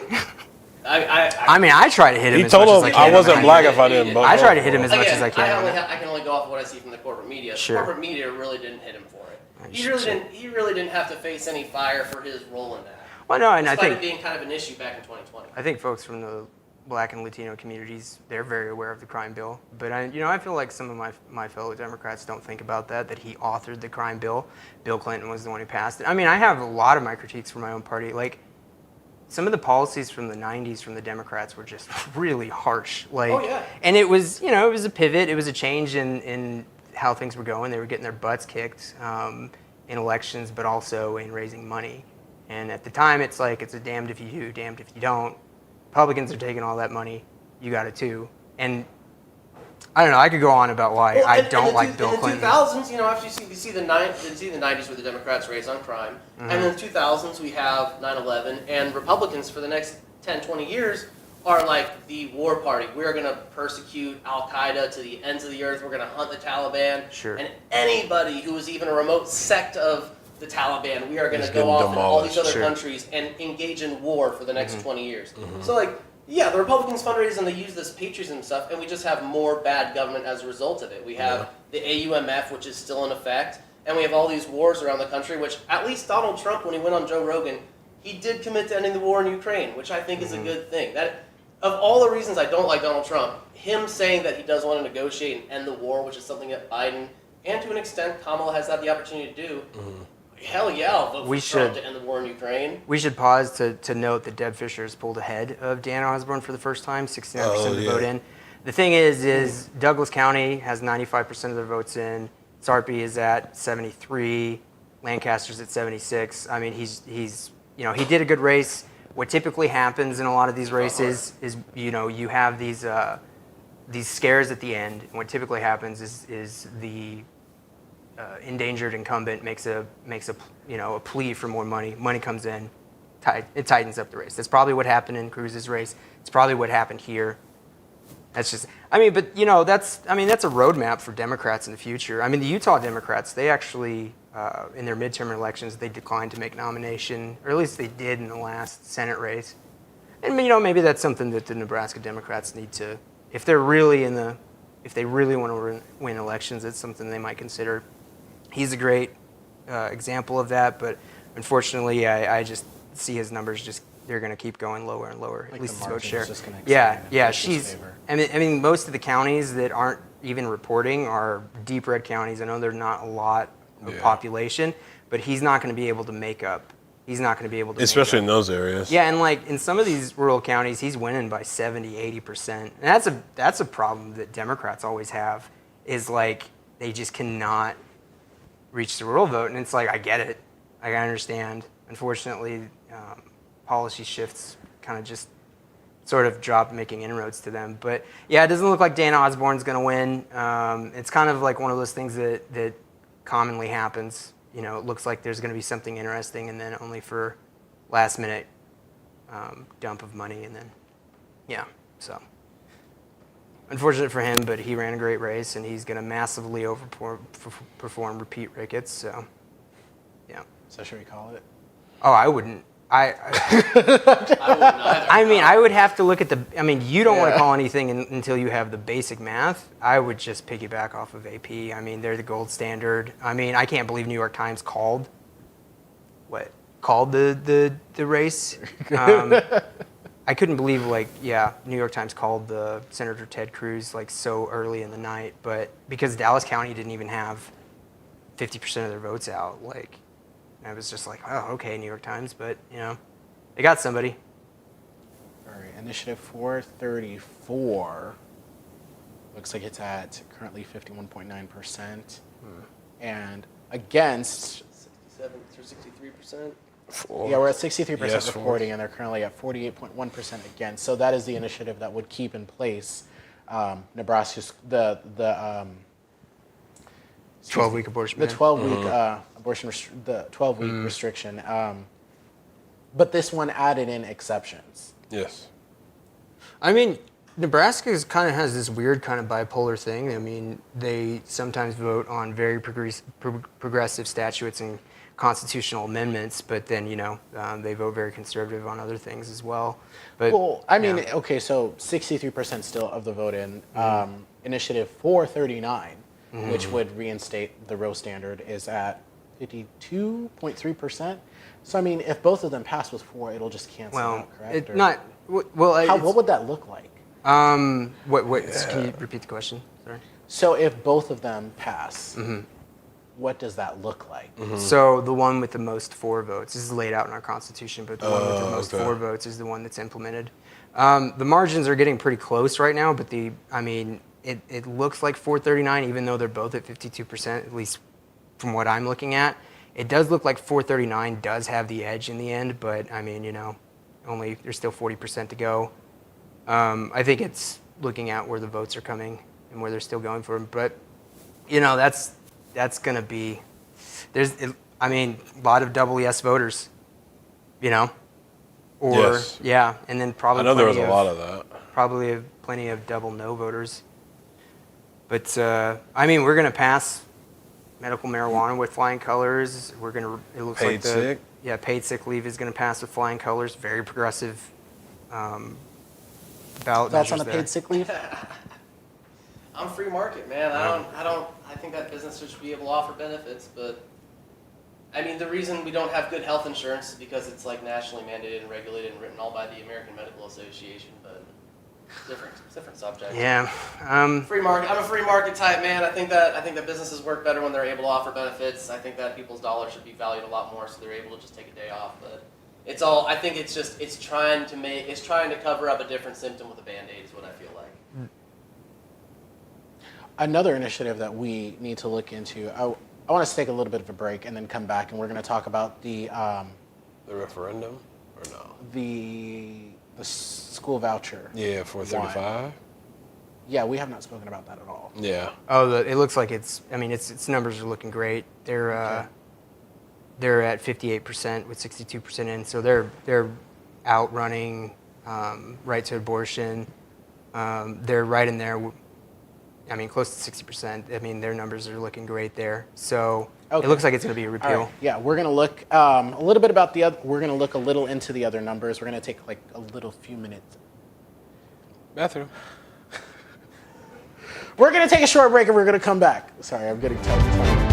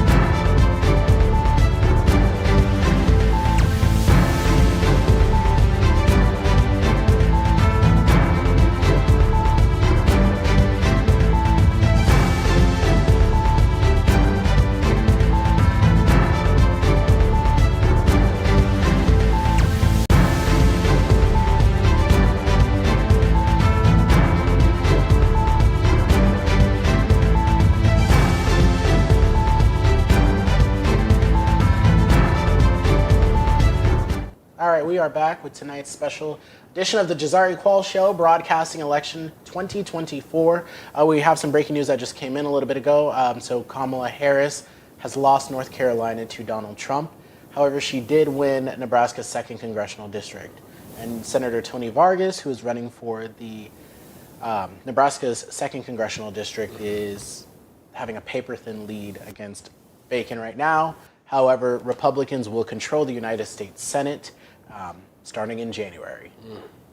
And so we want to talk a little bit about some of the other ballot measures that are here in Nebraska as far as the support our schools.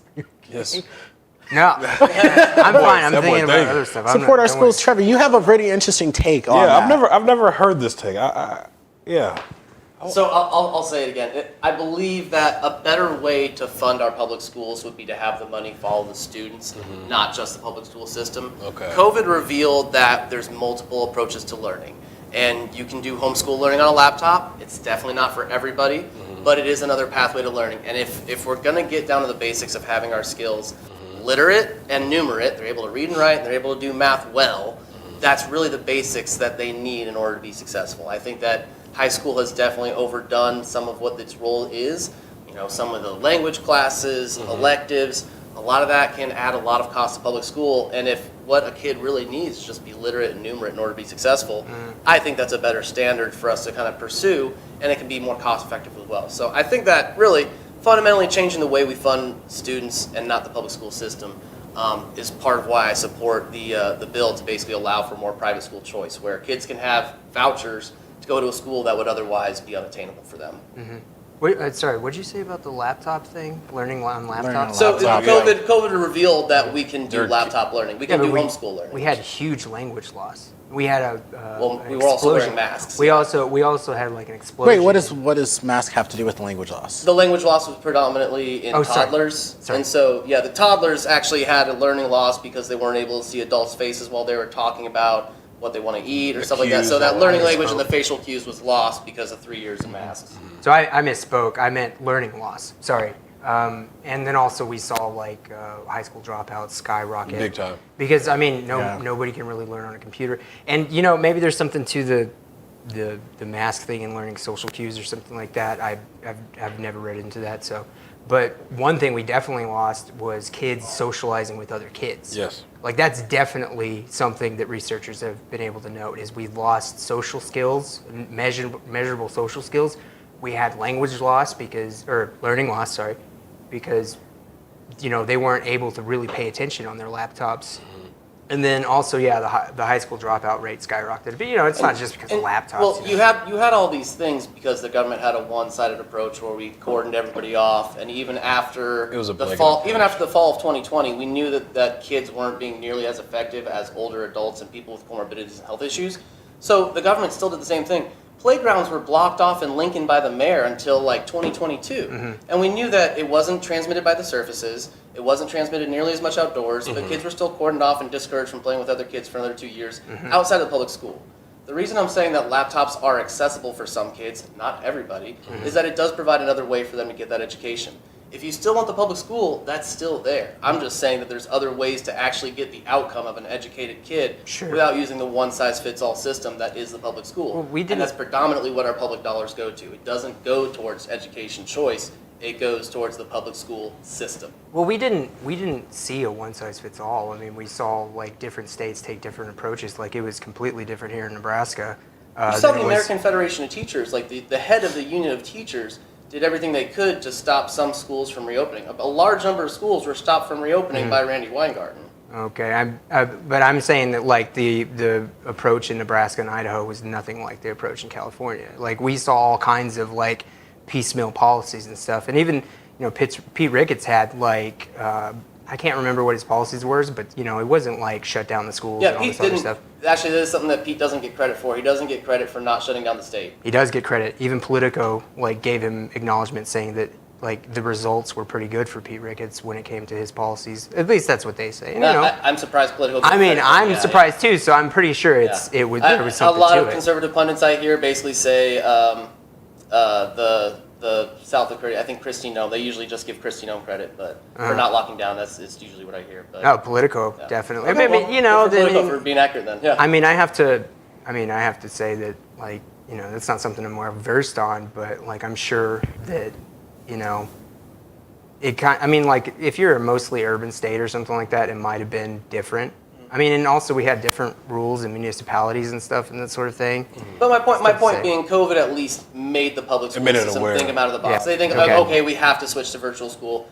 I'm saying that some kids can do better just having their classes go online. If online learning wasn't actually effective, people wouldn't get their college diploma through online school. And plenty of people get their MBA through online school. Bit of advantage, but we should But wait, probably you said, digress. I'm sorry, I was trying to get this to work. You said, repeat what the last line you just said. Online learning can work. It's not a choice for 'Cause, everybody, like, and that's. there's some And I'm people- just making a point. It's an education choice. But you were talking about how. Sorry. Oh, it's okay. Sorry, you're talking about how people have learned, like, have gotten MBAs through online learning. Yeah, And things like that. like people have used laptops for online learning. So like to However- say online learning or like to say like laptop learning. I'm sure it's good for isn't adults, effective. but it was not good for kids. I mean, That- I'm that's sure what I was gonna say. I mean, like- infants, no, I agree, young infants. But like to say that you can't, hit 10th grade and say I want to complete my high school diploma online. Well, UNL has a high school program online that's been there for years Have you? before COVID. When was the last time you spoke with a 10th grader? I have. Like, yeah, I have. You don't want to. Yeah, you know, When was the last time you were in a classroom of 10th graders? not that long ago because I substitute Oh, teach. fair Yeah. enough. Yeah. So, And okay. during COVID, I also was a before and after school kind of teacher. What was your experience with So like that? kids definitely lost a lot of their, whether it was just picking up on body language, how to communicate with one another, how are they going to interact with these new rules and regulations about hanging out with their friends, touching their friends, and whatnot. So a lot of that, I would say, those cues of how to be like a friendly person went away. Socialization, yeah. And they don't know how Huge to lot. express themselves. They get frustrated because there's so many rules, and that leads to them kind of kicking people, hitting people, whether it comes to staff and whatnot. Sure. So I do agree that we shouldn't be putting blanket solutions on some of the issues we were facing. But the didn't, problem though. is, in my opinion, well, what other ways could they make something happen fast? And I think that was just their, well, let's just do this really quick. Once in such a pandemic, they were bound to get things wrong. I think as soon as that happened, I think things went down the hill real fast. Teacher capacity went down. Yeah. Paralegal capacity went down. There were a lot of teachers that didn't want to teach. during Yes, the a lot of pandemic. people changed professions. Yeah. Well, I don't want to get stuck on just the effects of COVID. I'm saying that there's alternatives to schooling than just a public school system. And Montessori that's, school, That's is what I'm that- getting at with the bill. The initiative here. Is it Montessori? Montessori school. Montessori schools. Is that a I believe public it's or private. private? I believe it's a private Lean school. back It's a like a little. private preschool, like daycare kind of program. And that's more hands-on learning. That's more hands-on learning. So I mean, that's young kids. It's Like- like young child development daycare kind of. And daycare isn't necessarily supposed to be school. You can have there's a concept of Learning unlearning life. where you actually have kids basically in a job at a young age, where a 9-year-old may do homeschooling half the week, and then they go to a local bakery to apprentice with a baker for the other half of the week, maybe 4 hours a week or something like that. Oh, yeah. And it's effectively child labor, but this kid is learning something they're maybe really passionate about. So who knows? At 16, this kid does all their high school, their public school, otherwise learning online. Go to Okay. a bakery that they're passionate about, and by 18, they're running their own bakery. all right, we got to go to some breaking news out of Nebraska. Deb Fischer wins re-election, fending off a formidable candidate that is Damn. Dan Osborne, independent, to raise a huge sum of money in the state. I think he was over $4 million that he had raised as an independent candidate. Refused to take any endorsement from any party, whether it be Republicans or Democrats. Refused to commit to caucus with one side or the other. Wanted to continue to bring that Nebraskan independence, to the U.S. Senate. However, he lost his bid against Deb Fischer, who will return to the United States Senate for another 6-year term. It is nice to see an original candidate not just a Withstand. Democratic paper candidate kind of go on the ballot to oppose the Republican. Dan really did give it his all, and I know his campaign manager was really innovative with the way they ran that race. Agreed. So that was probably one of the first times that a Senate race in Nebraska has been highly competitive. Yeah. And it was entertaining to watch. The 500 times the commercials. So, Yeah, I mean, his Glad that's at campaign least wasn't over. run by people that were from Yeah. here, congrats you know? to Deb. Yeah. We'll see you next race. Please keep bringing more money back to Nebraska. I mean, I will say, like, the challenge from Dan Osborne was wild. I mean, national Republican PACs had to start dumping money yeah. into an R plus Oh, 19 yeah. states. So I think that, like, that was an unexpected thing. Yes. However, you know, Dan Osborne, if you guys don't know a little bit, I met Dan Osborne in 2021 during the Kellogg strike that he was leading. I was working on a story with some other outlets, and I was doing the photos for that story. And we met him, seemed, you know, just regular guy. You know, so I met him in 2021, did not think that he would throw his hat in for a Senate race. So yeah, he came on as an independent, and I think this is kind of a blueprint moving forward for people who are in you know, Trying to throw their hat in the race. I don't know about a blueprint. I not don't know about that, but- not for Nebraska, but I mean like in areas that might be deep red or deep blue states, trying to run as like a true independent and kind of distance yourself from the hyper partisanship.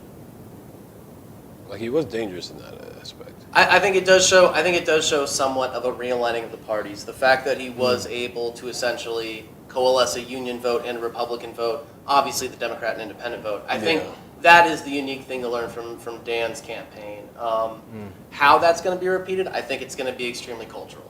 I think that's what made Dan successful. That's was that true. it's mostly his cultural relevance. The fact that he does stand out against a legacy Republican, effectively in that district or in across the state, really, because it's Senate.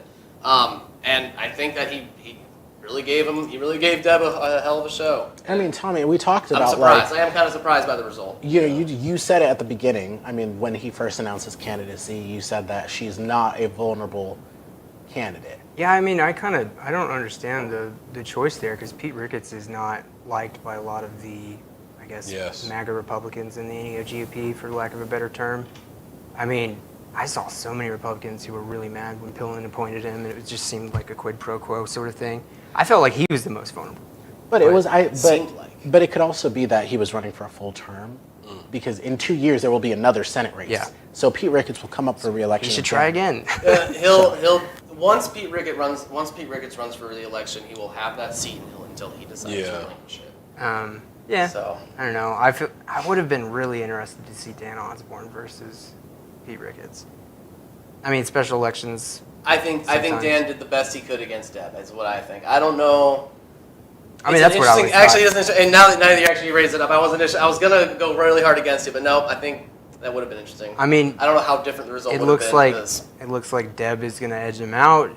She's not as controversial in her party, or at least with some of the base, as And Ricketts is. she's not that well known of a Yeah, I mean, Senate she's just like Republican. completely off the radar. Yeah, people be saying, like, I think Dan was also saying, like, she's never in the state. I did see that on his commercials. Yes. Yeah, I was like, she's never in the state. Oh, shit. So I have a bit of an update. 434 has surpassed 439 by a few percentage points. Okay. A lot of the blue areas of the state are already in. Already in, too? I think we're going to become the first state in the United History. States in history to enshrine an abortion ban in our Constitution. I mean, I guess the silver lining is it puts in, the exceptions. And it does, I guess, if the Republicans get a super majority tonight, it'll keep them from trying to go back for their 6-week ban. So, I think there's still a fifth of the state where the precinct isn't even like partially reporting. yeah, I mean, this I is... think until there's like 80% in, I don't know about calling it. It just doesn't... No, I wouldn't call it. Oh, No, okay, I'm not okay, saying okay, that. gotcha. I'm just saying That's it what it just seems doesn't like. look That's like... what I was hearing too. It doesn't look like there's a lot of votes left in those, I guess, blue liberal areas, whatever you want to call them. Douglas and Sarpy and Lancaster are all Already in? mostly in. pretty much mostly in. Yeah. One of the just ticked up another percentage point. Yeah. I mean, Donald Trump is also leading in Wisconsin right now with 81% of the votes in. Yeah, but there's a lot of ballots to come in from Milwaukee County. Milwaukee County is notorious for always being late decider, but I mean the numbers are getting even tighter in Pennsylvania.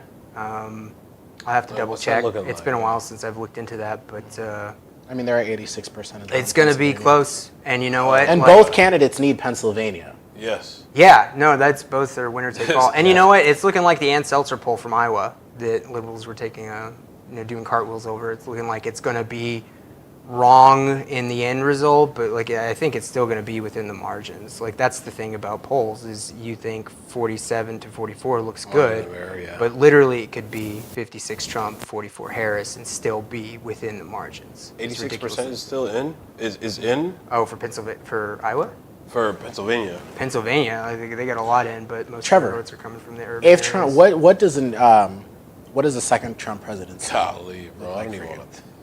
I mean, for me, I feel like it looks like the same for me for everybody else, really. But I mean, like, if Trump pulls away with this, what would you? Libertarians, I think that we really we got in the fight of like, no, Donald Trump didn't say that or do that. What really happened was this, and one of the best cases of good Trump that I can look to is the First Step Act, where Kim Kardashian went in there, and the First Step Act that's solid Trump. That's one thing he did that was all Trump, executive order, stayed in place. Good Trump. Yeah. Not too many cases of that. But if there's more of that, if Donald Trump has been humbled by his experiences with his near attempt with death, if Donald Trump has been moderated and chilled out, and the things that he's already promised libertarians with freeing Ross Ulbricht, if he actually does end the war in Ukraine, which less dead Russians and Ukrainians is good in my book. And if he actually does some of the policies where he's talking about slashing part of the federal bureaucracy, that's all a win to libertarians. And if Donald Trump stays in that good Trump lane, if he can keep away from being bombastic or giving in to the worst tendencies of the Republican Party, I think that's great. And I'm willing to give him a chance. I don't want to get bogged down in the fascist rhetoric because it's exhausting. I think it's not accurate, and I think it does a lot of disservice to the actual public discourse. You do not believe that the whole Project 2025 that Democrats pinned on Donald Trump, even though he has completely He's denounced it. However, the people who work people in could just his say that, though. People who had worked in his administration are a part of that. J.D. Vance wrote the foreword to the Heritage Foundation's book, or president's book. Yeah. I mean, like the proximity is kind of a little too close. But you still have to take him at his word value, unless you're actually claiming to Trick Trump in his word value? I mean, how often have people not been taking Biden at his face value, and he's still again the president? If we're gonna do the comparison of like, oh, you can't take Donald Trump at his word, then you have to take Biden at his word, but that's not actually what's been going on. You have the White House actually violating the Presidential Records Act to revise a transcript, and yet we can't just actually hear what Donald Trump's saying. That's why the Joe Rogan interview was probably a huge deciding factor in this. You get Donald Trump talking about his election complaints, and yes, Pennsylvania did change voter law without the legislature. Yes, intelligence official did say the Hunter Biden laptop was disinformation, even though it was his laptop. And there was one other thing. I mean, just those 2 points. Changing election law without the actual state Tommy, I see you legislature, shaking that's a your big head. no-no. That's what I can't remember what I was shaking my head at. I to think, be honest. I think No, you the were, Hunter Biden Hey, I'll give you laptop something. no, I think you're talking about No, the revision of the The transcript. presidential transcript, yeah. Yeah. Where Biden starts talking about the Tony Hinchcliffe comment and saying Oh, the supporters of apostrophe. Yeah, the It's apostrophe. just silly, and Yeah. it's not a standard that's being equally applied, and it's extremely frustrating. And for libertarians who want to be talking about policy, we really want to be sticking on substance. We really have to stick to that. And so, again, a second Donald Trump presidency, it's not going to devolve into monarchy. I really don't believe that. And if it starts to look that way, libertarians will be the front of the line talking about how bad it is. But I mean, the things that he has said as far as calling the opposite party the enemy from within, the rhetoric that he's been spewing on social media saying that he will seek retribution, including long-term prison sentences against his Dictator political... He just wants to close the border. It continuously feels like it's everything that he says is trying to be revised into the next hoax. And the Fine People hoax has been wrong for 4 years. I'm not talking about that. I'm I talking know, about but like what he you're bringing posted. up there's other comments without actually having the comments right here. So we're not dealing exactly with what they're saying.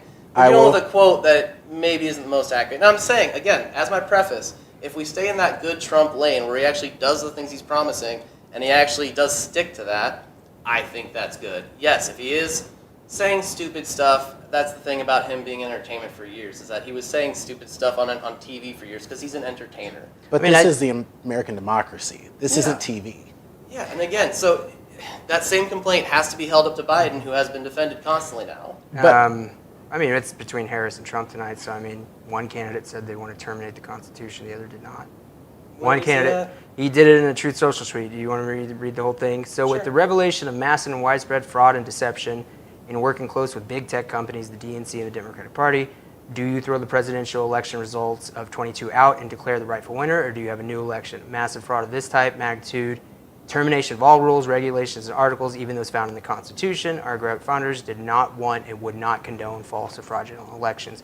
And once again, no evidence, didn't win in court, and you know. Well, and so 2022 elections, we're not talking about his election complaints, where, again, it is true that Pennsylvania changed voter law without the state legislature.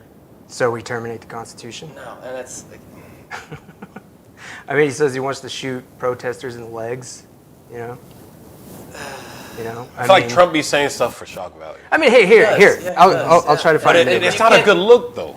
That's the thing. it's not a good great. look. Again, He was. I- If I he know could you're not, be- like, take me trying at to face fight value for Okay, what all I right, said, all right. not This the is arguments a you're trying to graphic make me do, yeah. this is his post that you said I did not have. Oh, okay. I'm going to read a little bit Again, closer. what's the date to it? This was 24. October 25th. October 25th, okay. This was October So He's 25th. in assists. I'm not going to go like the entire. I'm not going to read the entire thing, but I win. he talks about the 2024 election where votes had just started being cast. This was on the 25th of October of this year. He posted this at 1:01 p.m. in the afternoon. When I win, those that cheated will be prosecuted to the fullest extent of the law, which will include long-term prison sentences, so that this depravity of justice does not happen again. Should people so the way I read that, should people cheat in elections? However, no, but here's the Yeah. thing. Obviously, no, you should not cheat in an Do you election. think people cheated in the However, even Trump. Yeah, I think voter You think fraud it- occurs. I think 20 voter fraud occurs. Is it to the extent do you that it be- do you affects believe- elections? Do you think the 2020 election was stolen? No, again. Because this is what he's I think, talking I think about. voter fraud occurs. I don't think it's an extent that can always Yeah, and affect it an election. occurs mostly by Republicans. Republican candidates, well, I guess that was election fraud, but there was a Republican candidate that was caught in fraud, I think, in North Carolina. There's several, I mean, we got people like burning ballot drop boxes. I don't And- think that's and where Democrats. was that? In Portland, Oregon? Oregon and Arizona. But I'm just Arizona, Oh, hold on, but I'm Arizona just saying, too. is this kind of language Well, appropriate for all- someone all running? we've talked so far is where you've said if there is fraud, that should be No, prosecuted. he That's the talks. very first line. No. That's his thing. He's He's talking saying about there the was 2020 election. He's saying when he wins this one, he's going to go after the people he says cheated, even Sure. though there had not been any credible. Even So what is the statute of limitation on fraud? I don't know. So if somebody has committed fraud 7 years ago, should they not be Wait, are you- prosecuted for it? Can But I- what I'm saying is, so then you're saying that you agree that with him and his claims that the election was stolen. I'm dealing with the claim that you're just presenting right now, where he's saying there's fraud and he's going to go after that. I'm dealing with that. So you're Okay, saying but because from the statute of 2020. limitation, sorry. No, I'm saying if he's saying he's going to go after fraud that happened in 2020, if that's what he's saying right there, I don't disagree with. If you're going after fraud, what's wrong with that? Even though all the But he's- lawsuits that he had filed again to contest the election And results. he talked about that on Joe Rogan. They were dismissed for lack of standing, not on the merits of the claim. So the I claim did wasn't not heard. watch that. And again, that's me. I'm taking him for what he said. And so the other things that he had said was, again, foundation of state changing election law without being it through the legislature, which is, again, in the Constitution. It's a fundamental thing of how election law is governed by the state legislatures. That's the claim that was not actually addressed in court. Whatever his other claims were, things with voting machines, I'm not here to litigate that because I'm not interested in that. I don't think that mass That's not what I'm fraud and talking about. hacking- I'm just talking about what he posted from his actual account, like a couple of weeks ago. That's what I'm talking about. I'm talking about somebody stepping into this role of presidency. Because you talked about the whole fascistic rhetoric that people are calling, all of that's like hyperbolic. Whatever, yeah. But what I'm saying is, like, when he's saying these kinds of things, are those claims that the other side are saying, like, he's trying to be a dictator, this is, fascistic speech, and you're saying that you have to, like, he doesn't mean it? Well, and the struggle with me again is that we're not operating with the same worldview, because I view almost every election as a pick your dictator moment, and so everybody's trying to freak out about Donald Trump as some unique dictator. I mean, when like the worst foreign policy error that Trump did, besides giving the generals free reign on the first year in Afghanistan, was he was freaked out for bombing Soleimani on an airstrip. Yeah. Barack Obama bombed a fucking American. Well, And Jones, sorry. drone strikes But- increased under Trump. He Which bombed- I thought. Sure. He bombed But after Donald his Trump country. didn't bomb an American citizen. Barack Obama did. And who here are we litigating about who's Well, more no, evil? the extrajudicial killing of an American citizen was a crime. Like, yeah, I can give you that, but like, there's. But we don't sit here and opine about how terrible Barack Obama's rhetoric was, despite him I doing do. this very evil thing. I do all the time.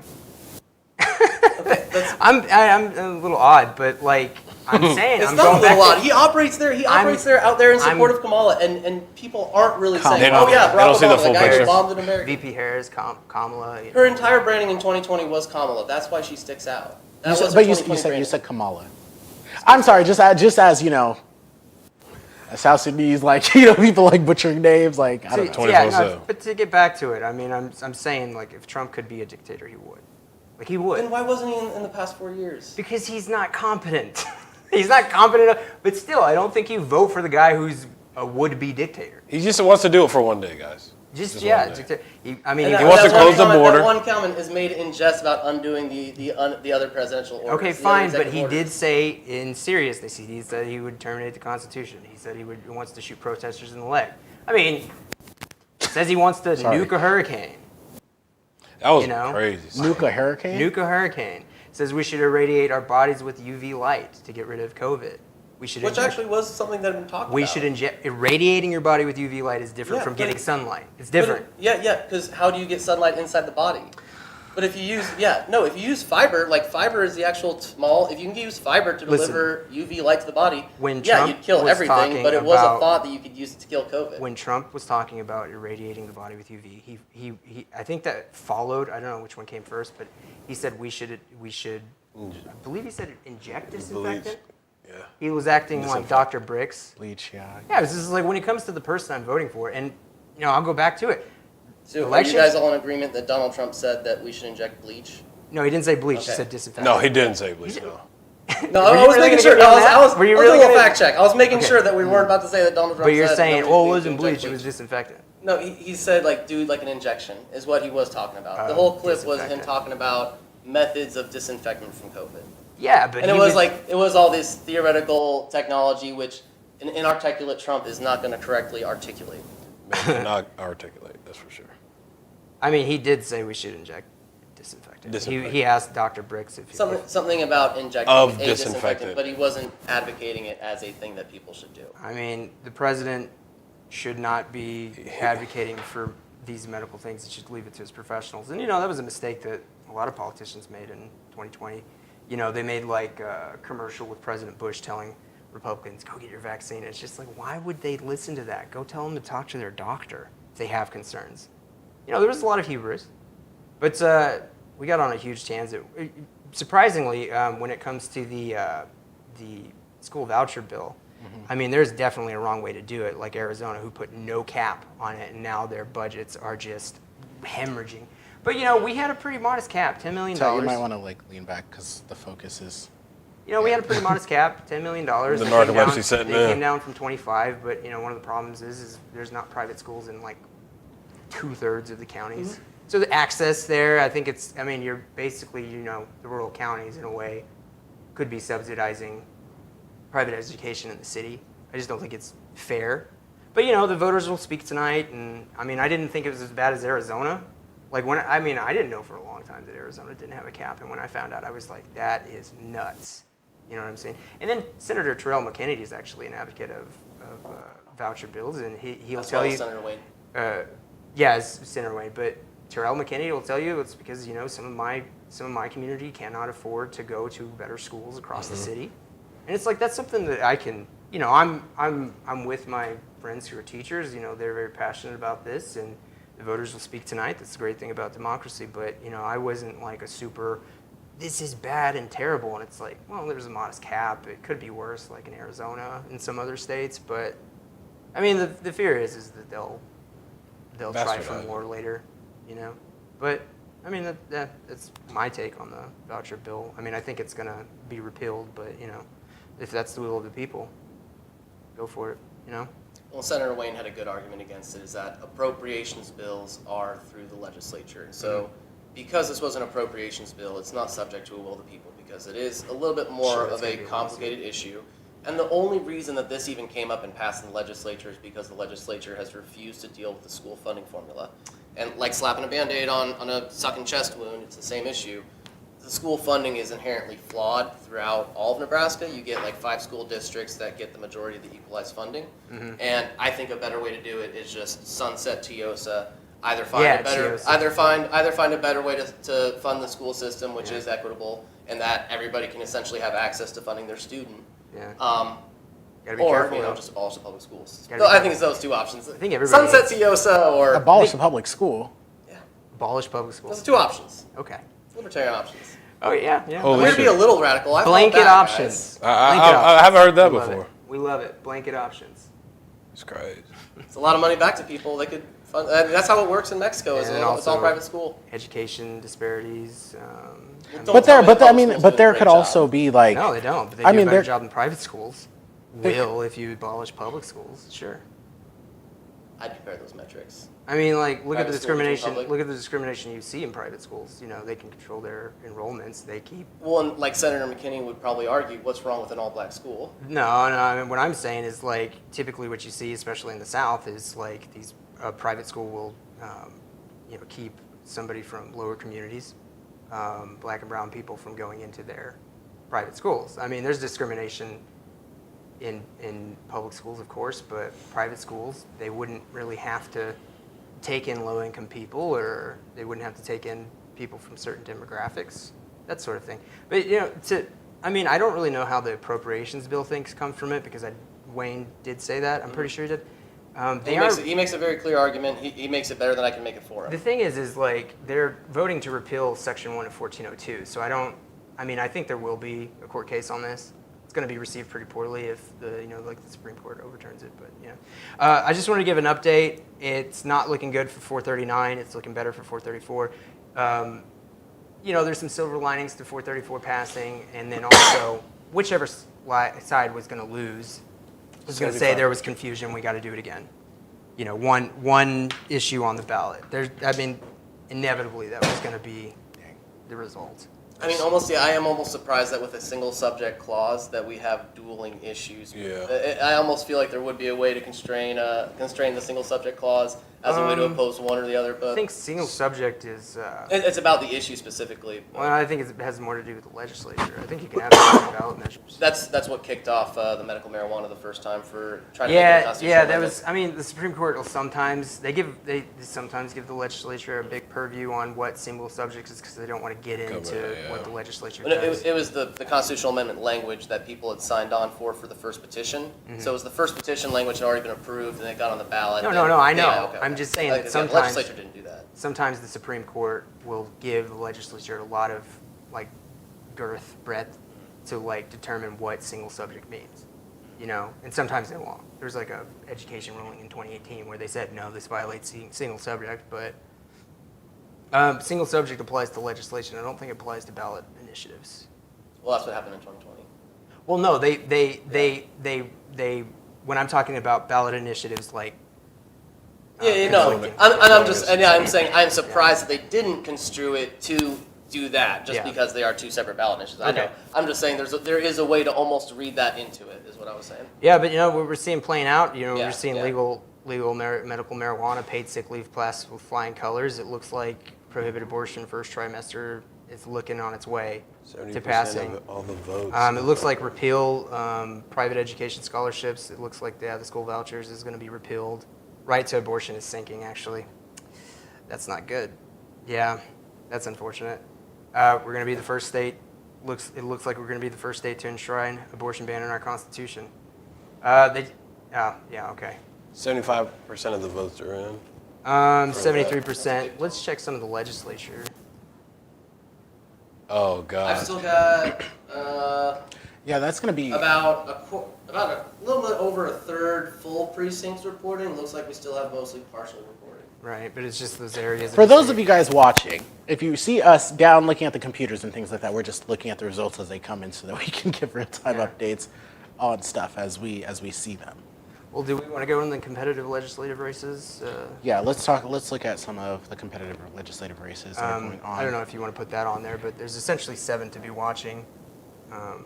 Nobody knows their LD, but just to get everybody on board. 46. The fight 46. Oh, you're with the People's Republic of 46? Oh yeah. Yeah. So we're looking at Democratic People's Republic. We're looking at LD3, that's in Sarpy. 21 and 25 is here in Lincoln. 27 is also here in Lincoln. 35 and 39. 35 is Grand Island. 39 is somewhere in Douglas. And then Jen Day, who's pretty much the most endangered Democrat. She's really overperforming her margins. It's neck and neck for her. You know, she took a huge stance on, abortion rights during the session. It was a very brave thing to do. Especially, she knows, she looks at her district. It gives Republicans a +11 advantage in partisan voter index. But that's essentially where we're at. We're at 15 seats with the Democrats plus 1 liberal independent seat. I'm just counting that because 17 is the number that everybody cares about. Democratic's floor, they could get wiped out with 13 seats and 1 liberal independent seat, but their ceiling is also 19. I think that they might walk away with 17, 15 Democrat and 2 liberal independent seats, but that's where we're at. We're looking at whether they'll have a real supermajority or not. We're still keeping an eye out on some of the other competitive Senate races. Arizona in particular is one that I'm looking at, and also Montana. That one's looking like it's going to flip from Democrat to Republican. I'm trying to find. I'm getting sweaty. I'm trying to find more. This is super close. But I'm sorry to cut you off, but when we first started having this conversation, somebody was saying it could take up to 10 days for Pennsylvania to come in. Doesn't look like it's yeah, it does not looking look that like way. it. And it seems like we're gonna wake up and we're gonna know who the elect is. Oh boy, that's not. The blue wall looks like it's breaking apart. It looks like Pennsylvania. It's going to Mr. Yeah. Donald Trump. Don't say it like that. Sorry. It's my African side came at it. I thought it was. I mean, it's their vote up came in and it's not. It's looking like Trump will. He's doing really well. Well, what do you think her mistake was in Pennsylvania? Everybody's gonna say it's Josh Shapiro, but I don't think it was that. Oh. I don't know exactly what her, but it's not gonna be Josh. And also Michigan as well. Yeah. Looking at the numbers, it looks like Michigan and Wisconsin, they're looking like they would go. Because where was her last stop last night on her campaign trail? Was it in Pennsylvania? I want to also talk about kind of just like the people that have been surrounding Trump during this time. If he does win, Elon Musk has really been pushing for him. He talked about he was going to give him more than pushing. He was going to create a position called the Department of Government Efficiency. And he was asked, what, like, we're just going to start cutting a bunch of things up and like cutting some costs here and there, and was saying that right off the bat we can eliminate $2 million or $2 trillion. Oh yeah. Out of the. Oh yeah. Is that public school? No, not just that. At least the Department of the Drug Enforcement Agency. Yeah, okay, DEA, ATF. Most of the CIA. Oh yeah, ATF, absolutely. Probably most of the FBI and at least a good chunk of the CIA, if not all of it. Federal Reserve, they're getting a cut easily. They're getting half their workforce getting cut, especially if Ron Paul joins Elon Musk. Well, Pennsylvania is looking like it's I'm about to go home. The narratives were. I gotta work in the morning as well. So the narratives were already ready to shoot off before. If Harris won, there was narratives ready to go. If Trump wins, there's narratives ready to go. Okay. Yeah. Well, it looks like Trump is going to address the crowd here at his rally, and we're going to try to get that up. Oh God. Here, however, it is what it is, man. I'm just not ready. For what? for his supporters and how they will be acting and reacting? It's going to be very brash. No, they're going to accept the results. Because if Kamala won, no stop the steal efforts tonight. Yeah, I mean that's the way it is. I mean, she went from 70K down to 220,000 down. What? It looks like he's gonna. It looks like he's Secure gonna win. Pennsylvania. Yeah, I mean that's the thing. You know, I expect Pennsylvania or the whole wild. thing? Pennsylvania. So the whole thing. That's wild. You know, I expect Clarence Thomas to really consider retirement so Trump can get another pick. Damn, Samuel so that's Alito the- might as well. Yeah, Samuel Alito and Clarence Thomas, I think definitely will. Yeah, Will you know, retire as soon as they and- get the Senate, and no filibuster there. You know, I've seen analysis that said that where the court is right now, you know, liberals couldn't expect to have a majority on the Supreme Court till like the 27th, but now it's gonna be a long time. You know, I mean, it's one of those. It's a mixed bag because you know it looks like she's gonna win the popular vote, and so it's like, did Americans give him like a mandate? I mean, it's a mixed bag. Like, I don't think you're going to see a lot of people who have strong narratives. They're going to say things were preconceived, and I don't think you can take anything away from this because one won the popular vote, more Americans rejected Trump than not, and then the other one won the Electoral College. I think you have to take. What are your thoughts on the Electoral College? I had a very interesting discussion actually at my previous party. Sure. I support, at least I entertain the idea of saying that we should have congressional districts do more electoral college By apportionment. district. That's what I kind of think, and or at least I'm willing to entertain the idea, and that's partially for libertarian strategy reasons. So that's a libertarian. No, that's not a libertarian. It was a thought experiment we came up with while we were talking. And that's mainly me saying is that it actually was under consideration for the Libertarian Party to dump a bunch of money into Nebraska, or is it Maine who also splits their vote? Maine, yeah, Maine, Nebraska yeah. and Maine is And only the idea one. was that if we could get some Libertarian candidate to win an electoral college vote, that potentially stops the election from being complete. The election goes to Congress, and a lot more people have to look at like, holy cow, like we actually have more options as candidates. Purely talking about strategy, you know, but Do you want to slightly go down? oh yeah, sure. Do you want my 2 cents? Because like, I'm look, looking way too tall. He's Oh, you're out of the. wait. Well, so when I look at the roll, Well, I mean, I think, Oh my gosh. hey, there's some. there we go. Now it's even with you. The narratives are already prepared. They're going to come out as soon as next Bro, morning. I am so not ready. Here. And Jump I on it. mean, Like- you got to take. I mean, this, like, it's going to be. You gotta like mixed bag. overcompensate. as well. Anybody who's preaching certainty, same thing. Like, go up, like more. No way up. Are y'all ready for this? Okay. 4 years, people yapping. I mean, listen. My biggest issue. My life is gonna be the same, but people gonna be yapping, bro. Here's what I propose. I propose now that I'm at the proper height. I think. I'm going to go ahead and I probably won't do it at home because it's a lot of paper, but I'll go ahead and hit up FedEx Kinko's and I will print out a copy of Project 2025. And at the end of this 4 years, we can look You know, over. you could just And see, order the and see book. what You know, you came could just about. order that, right? Is FedEx Kinko's Listen. any cheaper? Point being, let's look at how much 2025 happens at the end of a Trump term. Listen. And see how much it actually came to fruition. So, listen. What I'm hearing is, oh, he's an incompetent would-be dictator. So it's fine. He won't be able to accomplish not at all all what the I things said. he wants to do. That's what I'm hearing. about to write It's a list. subjective. I get it. But yeah, I mean, I guess, you know, Project 2025? Yeah. 2025. I think it was overblown. Oh, I think for sure. I think it took it. Overhyped I mean, up, yeah. yeah, it took. It's a scare It tactic, distracted buddy. away from the things that Harris really needed to hammer home on.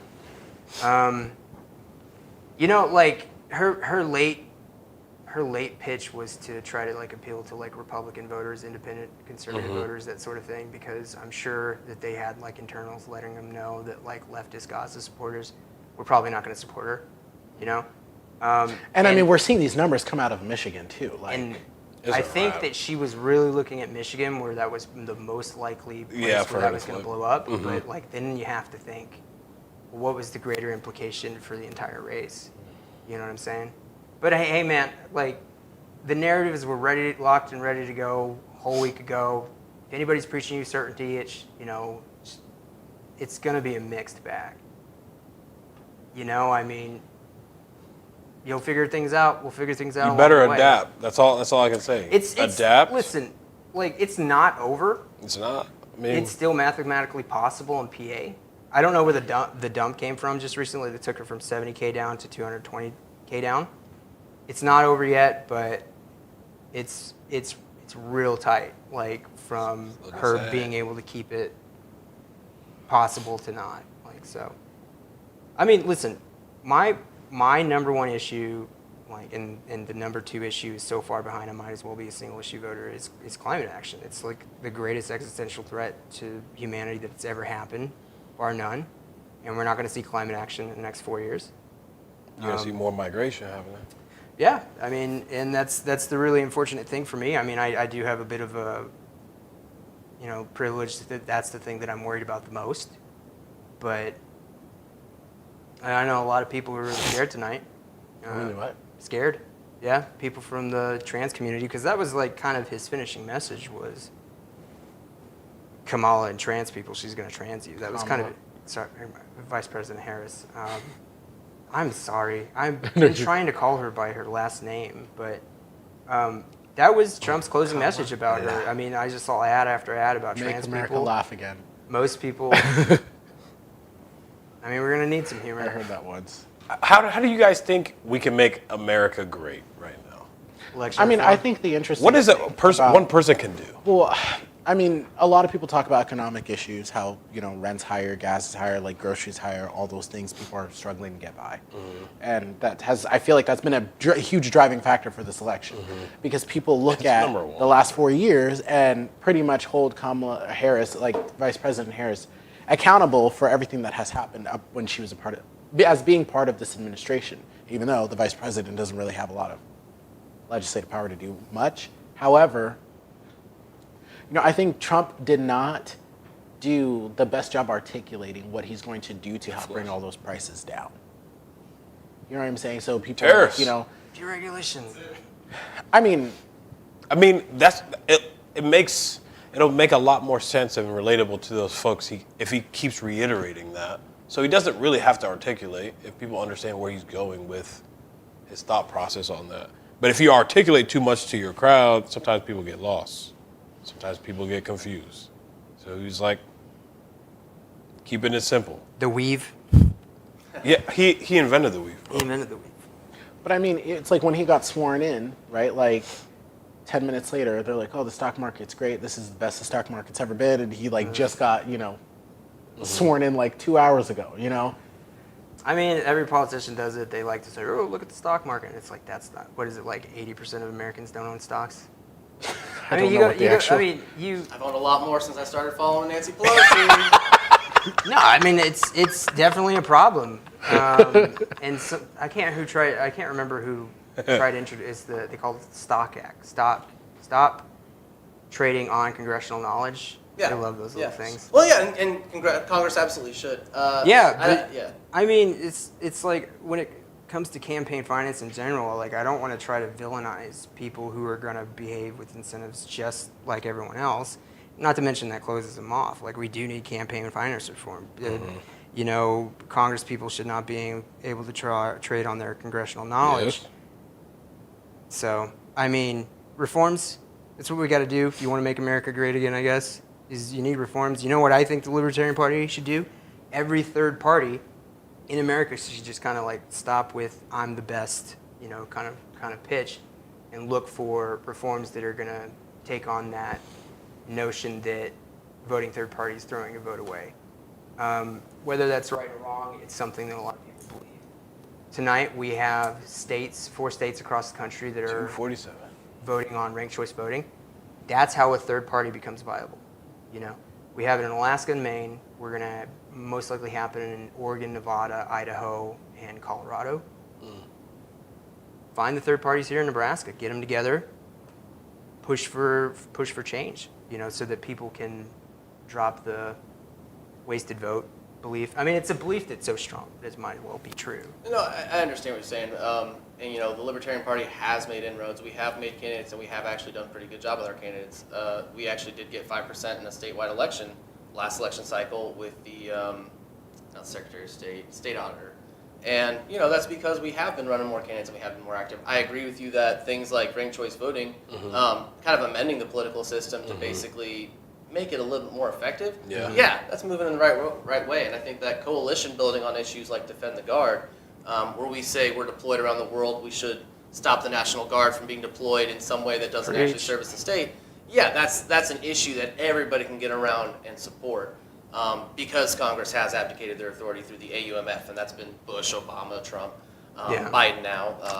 So there's issues that definitely do coalesce, that we all coalesce around. I think that also with the vote of medical marijuana, hemp prohibition, not just cannabis, but hemp, getting the feds out of that and actually getting a market economy around hemp is one thing that can also reduce violence around the world, because if we did actually stop prohibition, we actually get a lot more markets around the world that have less violence around prohibition. But to get back to the topic of what's going to make, for lack of a better term, what's going to make America great again, it's going to be reforms. I mean, last I checked, libertarians don't have anybody in Congress or the Senate. They don't have any governor's races. They don't have anybody in the upper house. I think they do have like a few people in lower houses in state legislatures. I mean, I think the city councils, yeah. There is a mayor in, I believe, Wichita, Kansas, who identifies as a Libertarian Party, but the Libertarian Party does not recognize her as a Libertarian Party. But that's what you got. Yeah. I mean, we got the mayor of Knox County, Tennessee. We got. I mean, Wichita would be the claim to fame. We got Burnsville City Council reps. We got actually, there actually is a statewide election in New Hampshire where Lily Tang Williams, I believe, is one of the candidates up there, and she actually has a shot at beating her Democratic opponent. I don't know what the election turnout has been. I'm saying it's like candidates. We've never had a Libertarian president. We probably never will without reform. Same thing for Congress. I mean, upper chambers of every state legislature, governor. If you want a fighting chance, you need to band together with third parties to have reform, just like we're seeing in all these other states. You're never going to get those people in Congress because the idea that voting third party is a wasted vote is just so strong that it might as well be true.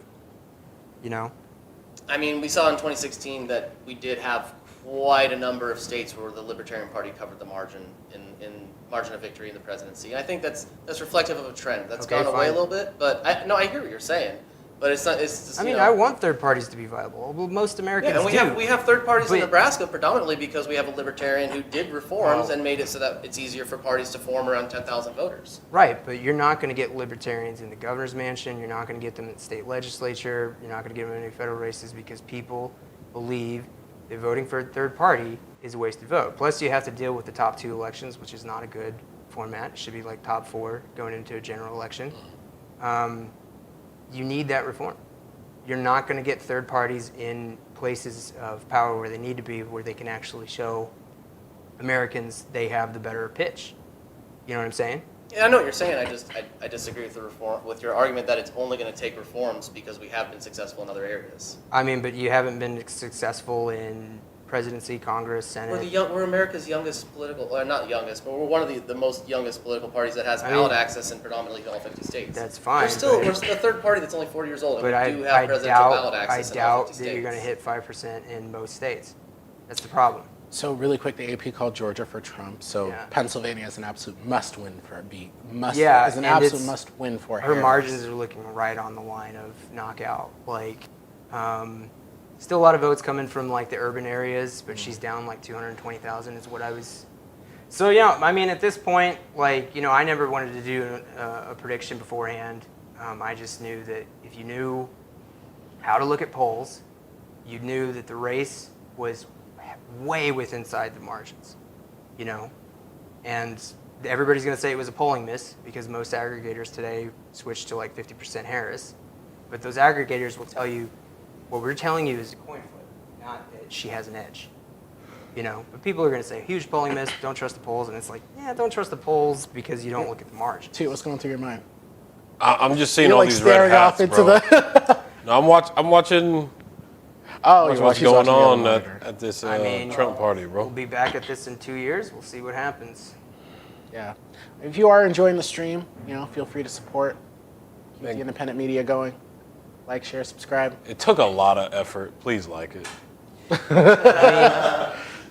Just give it the blue thumbs up. Bro, tomorrow's going to be a rough day. You chuckled at least once. Give it a like. I built this desk for you guys. Yes. Yeah, Watch no, it. it's a great desk, and I think this could be the start of something great.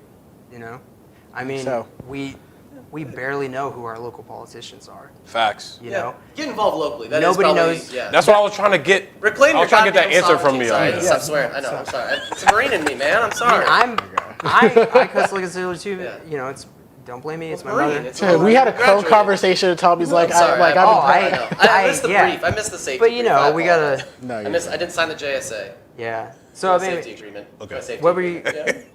What was your point? You Get were locally. making? Get your sovereignty back. Yes, Yeah, Well, bro. I'm just saying. Yeah, get your sovereignty back. I'm trying to get into nonpartisan voter education, and nobody knows their LT.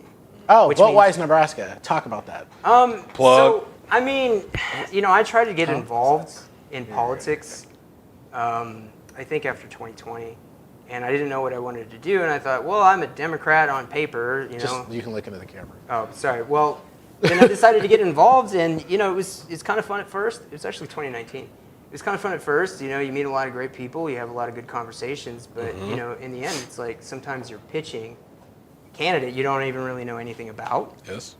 You're doing it for a friend who's running on a campaign, and you just want to help your friend. And it's just like when somebody asks you, well, what does this guy think? And it's just like, you know what?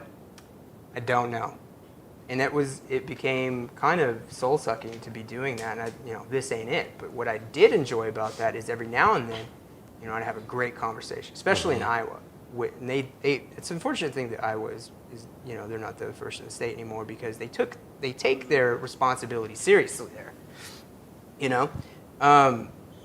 And I love those conversations, in Iowa. You have somebody come in, and it's like, all right, tell me about your candidate, tell me about the issues and stuff. And in the end, it was just like, you know what? I just want you to go vote. Voting is about information asymmetry. I learned, I was just traveling in Oregon to see a friend in 2022 during their primary election, and she had a voter guide on her coffee table that the Oregon government provides to every registered voter, and it's an open forum. Every candidate has equal access. Anybody, and they do some things that I don't like, but that was like, this is what we need. And the reason why we need to do it via mail, which a lot of local organizations disagreed with, is because you need to achieve near universal access. And that's the best way to do it. So, Okay. I mean, we're in the process of doing our little, our pilot program. We sent out 1,400 guides. I'm kind of wishing it was 4,000. I think we could have picked a better population. Nonprofit?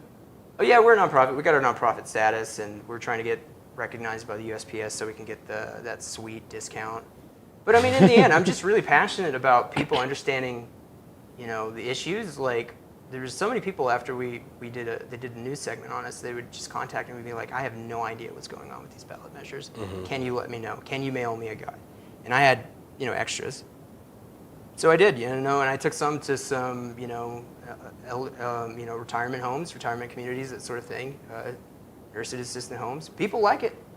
So far all the preliminary survey results come in. They like it. They like that they can hear what the candidates have to say. But that's kind of where my passion is. And I want to earn the trust of all the major parties, because we did have contribution from every major party except legal marijuana now. They just don't really have any kind of infrastructure. They haven't even passed their own bylaws. It's hard to print stuff from your van. I don't know the guy, but That's shots fired? He seemed like okay. Anyways, Oh, Tucker Carlson is that? and so Everybody's there, bro.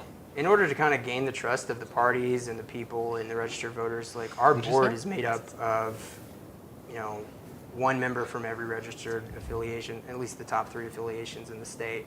So yeah, I mean, we're hoping to be able to either do a bigger pilot program for the city elections, or hopefully get the money to do a full citywide guide. Of course, the libertarians are always welcome. It's an open forum, and we haven't decided if we're going to go back to the state parties or the county parties, since Lincoln is wholly within Lancaster. So something we're thinking about. But hey, we're on We're on a first name basis now, so maybe we'll get a party statement from you in the future. Sure. Yeah, I hope so. But nonpartisan voter education, it's my passion right now. If you see me on the street and you want to talk to me about it, you better have some time. Yeah. Yeah, so I love to talk about that, obviously, but All right, should we take a little bit of a break? sure, why not? All right, we're going I'm to take a upset. 2-minute break. We will be right back. It is currently 12:12 a.m. We're still waiting on results to come in. Still haven't got any final numbers from the Nebraska legislature races, which is pretty That's kind of unusual. interesting. Yeah, I thought those would have been like coming in like hotcakes. But we will take a break and we will be right back. Like and share.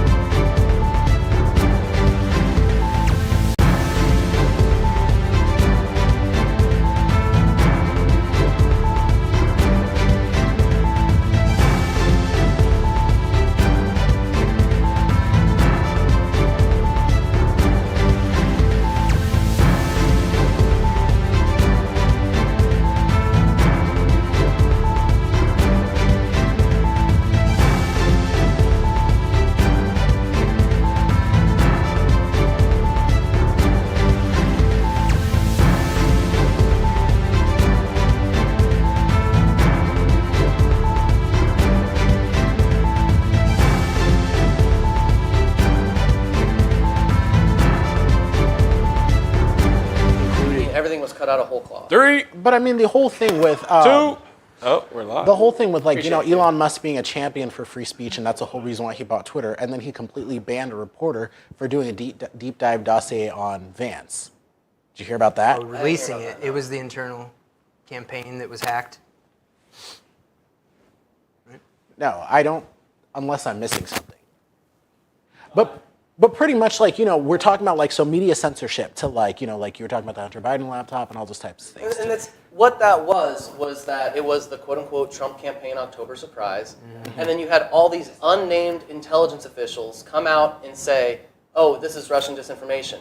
Facebook then takes that and says, oh, this is Russian disinformation, we're going to censor it. So the federal government, through intelligence officials, encouraged Facebook to act. Yeah, Facebook acted and they did what they did. Okay. But you can't say it was in total absence of But government aside pressure. from just like Facebook, right? Like, let's look at Twitter, Twitter, right? yeah, like, and it was Twitter like who also Elon censored Musk, that like story. still like censoring people, like, gosh, I'm trying X. I'm trying to think of the actual publication, but I can't remember if it was I think it was the Wall Street Journal that created bot accounts on Twitter. And just to see the amount of like political ads that was like slanted one way or the other more towards Trump, like accounts. I think I do remember that piece, and Yeah, it was like what- they intentionally heavily curated their feeds in order Exactly, to get the results they and then wanted. completely censoring things that would, or downplaying things, or putting your thumb on the scale for the algorithm to not show like things that would turn people off from JD Vance or Trump. Well, so we're talking about an article that he supposedly censored, is what I thought. And then that Yeah, shifted but to what something I'm else. saying is like when we talk about just like election. Interference. Well, if you're going to talk about election, But we were talking the other day about how it's just the word. I was trying to find another term. Are we live? APAC is a foreign nation that essentially I guess we interferes are. through their PAC. And yes, it is American people, but it's on behalf of a foreign entity that they're not registering as foreign agents. Okay, and what do you think of that? That's some election interference on behalf of APAC, Israel. Mm-hmm. That's one example that we were talking about the other day, right? Yeah. Just as an example, a PAC on behalf of a foreign nation advocating certain votes. That's what we're talking about in the scope of election interference. Yes. Then I'm saying I'm comparing this also to an anonymous intelligence agency report that causes what is supposed to be the public platform, the public discourse, social media, Facebook. to totally block a very true story that had the implications that the son of the president was collecting cash because they had access to his president, or to his dad, the big guy.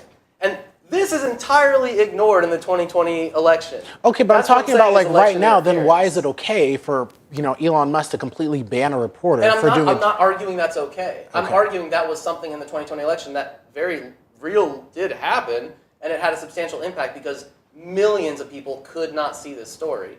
If Elon Musk is censoring something about Twitter or X ahead of an election, what is the document? Is he actually censoring something against Donald Trump that's true?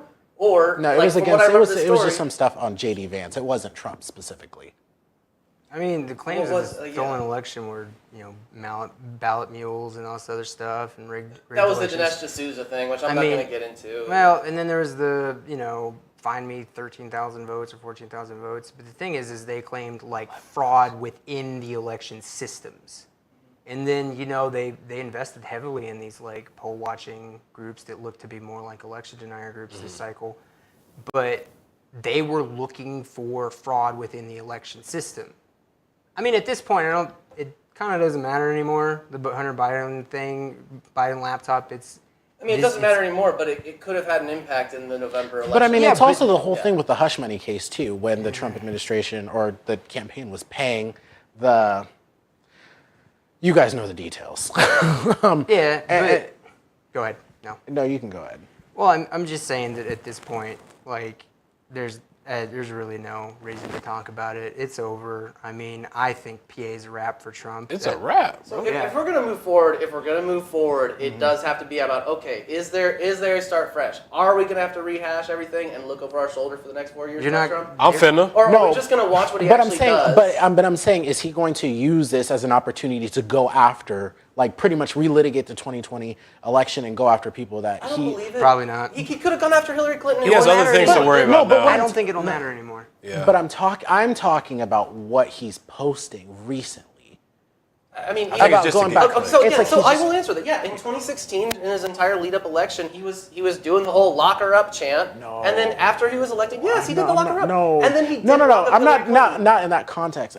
I'm not talking about 2016. Yeah, no, but I'm using that as an example. So what's to Okay. say he's not going to do all the stuff he said? Because in 2016, when he said "lock her up" and he led those chants and everybody freaked out about it, he got in office and then he did nothing. Because it was a That's what I feel like. So With, he said It like was a also it'd be garbage, inappropriate, right? it'd be He knew inappropriate she to go didn't- after my political rival. Blah, blah, blah. he knew that he didn't have anything to go Something after. like that. He knew he didn't have anything to go after her for. But but that's how I feel about Trump. He be saying a I whole mean, bunch she of wasn't stuff, the but president. don't She need didn't have the to right to declassify secret information. Sorry. But that's just how I feel about he Trump. took He's gonna say a whole bunch of classified things, but I don't feel like there's not gonna be a lot of follow through. well, We'll see. Yeah, and I don't expect a lot of follow through from Trump. So that's why I'm like, people are like, he's gonna change America. I'm like, He is. really I though? don't think yeah, so. no, I mean, he is. The Supreme Court. Okay, I think okay, Clarence I can Thomas I is can gonna agree be on like, that Clarence aspect. Thomas is going to come, you know. Yeah, I mean, That will he's- change a lot. I mean, he did take credit for overturning Roe v. Wade and put those people specifically there for that purpose. You know who I think he's going to pick? Sorry, go ahead. No, who? Yeah. He's going to pick Judge Ho from the Fifth Circuit. That's my guess. Is he's going to pick a guy who is the protege of Clarence Thomas. Oh And god. Ho comes out with the Mr. most Clarence. batty opinions. Baddie. No, look, I don't know, batty. You know. Oh, I thought you meant. You know what? bad. Yeah. Here's the- No, like, and no, seriously, the Fifth Circuit is like one of the most conservative heavy and ideological heavy like circuit courts in the country. And the Supreme Court just pretty much had to spend their entire last term just shooting down this Fifth Circuit, like over and over and over again. Mifepristone was one of the things they had to do. But Judge Ho, he's auditioning. And a lot of them do. Everybody's auditioning for something right now. Yeah. Like everybody's auditioning. Hey, I'm about to be Hey. incognito, bro. I cannot believe you said that. I can say that. person of concealment. You have a problem with that? I mean, no, I mean, You have a problem with me saying incognito? I'm I about to think- put on a red hat. I think it's fair. I'm about to blend in, bro. I think like it's fair to be red. worried because you don't know. I mean, I think that you have the luxury of saying, well, he's never going to be able to do that stuff. It's like I don't think a lot of people are going to buy that. There are people out I'm in there that are fear. scared. Not in Donald asked a Trump, but friend. his peoples. Well, I appreciate that you are indulging in my luxury that I have because I work 40 hours a week just like every other American. But no, I think that to the point that Wait, what do you mean? What do you mean? He just said I have the luxury of not being worried. Well, you don't have your target on your back like the people from the trans community. Who has Donald Trump targeted from the trans community? I mean, he's using them as fodder to like try to scare people. Oh, they're going to come trans your kids. You just admitted you were bought hook, line, and sinker on the Russiagate hoax. Yeah, I can and admit people that. can't be fear-mongered And into saying Donald Trump's going after trans people. What has he said after trans people? Listen, I think that you should give me some respect for being able to admit when I was wrong. Yeah. I read the Mueller report and I said, Yeah. Adam Schiff's a liar. Yeah. Yeah. Where is So I Donald guess Trump I'm going after trans people? I guess I'm wrong about everything. I No, mean, it's where's not this just fear-mongering coming from? all of his closing ads were about how Kamala's going to trans kids. Kamala. and- Was those his ads? Was those his ads? Because all these ads, yeah, I got ads from saying to vote for Dan Osborne from like the Working Families Party, saying Like quotes people that on he's not behalf of attributed him. to. What do you think? Do you think when Trump comes on at the end and says, "I'm Donald Trump and I approve this message"? Yeah, so that's that's what I was asking. That's what I was asking because there was I mean- ads for Dan Osborne that was not his endorsement. Listen, If that was his ad, yeah, I'd love to see that ad. the trans community is just like the gay community before them. They're being used as fodder to fearmonger because you don't really have a lot of solutions for people. Is that Donald Trump's going after trans people, or is it comments Kamala Harris made about Kamala. funding the elective surgery? I am so Sorry. sorry. It's so embarrassing. I think the I'm sorry, counter just go. is at 10. It really is. I think it's embarrassing. at Yeah, 10. we needed a It's counter. really embarrassing. I've been I counting. really do apologize. Like I committed to like trying to. At least you apologize. Yeah, no. I mean, I try, man. We're going to let it slide. I try, and I'm like. What? On the black delegation. We're going to let it slide. Okay. We're gonna let it slide. Continue. Man. I forgot what I was talking about because I Oh my goodness. mean I just got a pass from the black community. Wait. I guess I don't know. He says he's in charge. The next 4 years, I'm going to let a lot of things slide. No. I don't I endorse don't this. want any problems. No. Listen. I don't know what I don't know the point I was making, but like, listen, if your community is being villainized, Yes. you're not gonna feel safe. That's just the Advocate way it for is. advocate for I'd like others to deal as with well. what he said. What was the villainization comments? They're gonna transit kids. Yes. Your kids are going to school. Yes. Have you not seen those? I actually haven't seen that Your ad. kids no. are gonna No, be I going just to meant school. those ads in general because that's No, been I've like seen, a huge I mean, talking I point haven't for the seen Republican. any of these trans targeting ads that have apparently had Donald Trump's voice. Well, I I have guess they not never heard of have. any of these. I swear to God. I mean, do we have some kind of trust? Would you? I mean, you can look it up Do later. we Yeah, have some sure, kind I'll of look them trust? up. I'll look them up just because But like, I'd like I mean, to from the source document. in many rallies, he's telling people your kids are going to school and being trans and coming back. They'll come from back. surgery. Yeah, he And I did think say he's that. talking about. I think there what is- he's talking about is like the overall Republican talking point and stuff that they've all been pushing. Like they're being used as fodder, just like the gay community before them. It's a scare tactic. Saying they're being used as fodder. Yeah. Shit. Yeah, saying that's Hold on. I might have. Is bait. But to go ahead, intend, yeah, to finish intend it. that they're literally being thrown through a meat grinder. To take the Yeah. Michaela Kavanaugh line that every trans suicide is a murder. That's I not didn't- ascribing agency. No, When did I I'm say I'm that? not saying you're saying that. I'm not saying you're saying it. But to say Donald Trump is using trans people as fodder to essentially that is essentially the same argument. It is. Where Michaela Kavanaugh is saying, yeah, every trans suicide is a murder, and these people are Okay, responsible. No, it's not the same as saying every trans suicide is a murder. I mean, every trans suicide is unfortunate. But- But why are they committing suicide? Well, there's a lot of different reasons for that. Yeah. Oh, I'm sure you know. I don't know. sure No, you know. but no, there's DSMs, there's research that goes into yes, an epidemic of loneliness. There actually is a recent government report that does report that hormones and elective surgeries were not actually contingent on any production of mental health improvement. Okay, so my friends from the community are telling that they're very scared right now. I mean, we had a local activist who committed suicide after they believed that we were going to have a fairness ordinance put on the ballot, and then And you look at her obituary, and she says that she felt like she wasn't supported by the gay community. I'm talking That about the most- Milo. Milo?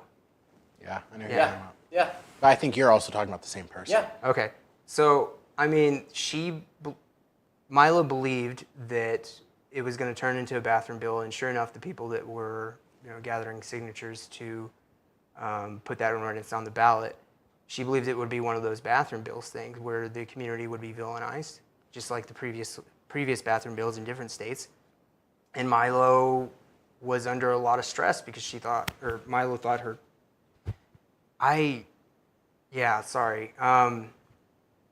Milo thought that their community was going to be made a target, and like that's what we've seen in other states when it came to like bathroom bills and trans panic and scare and that sort of thing.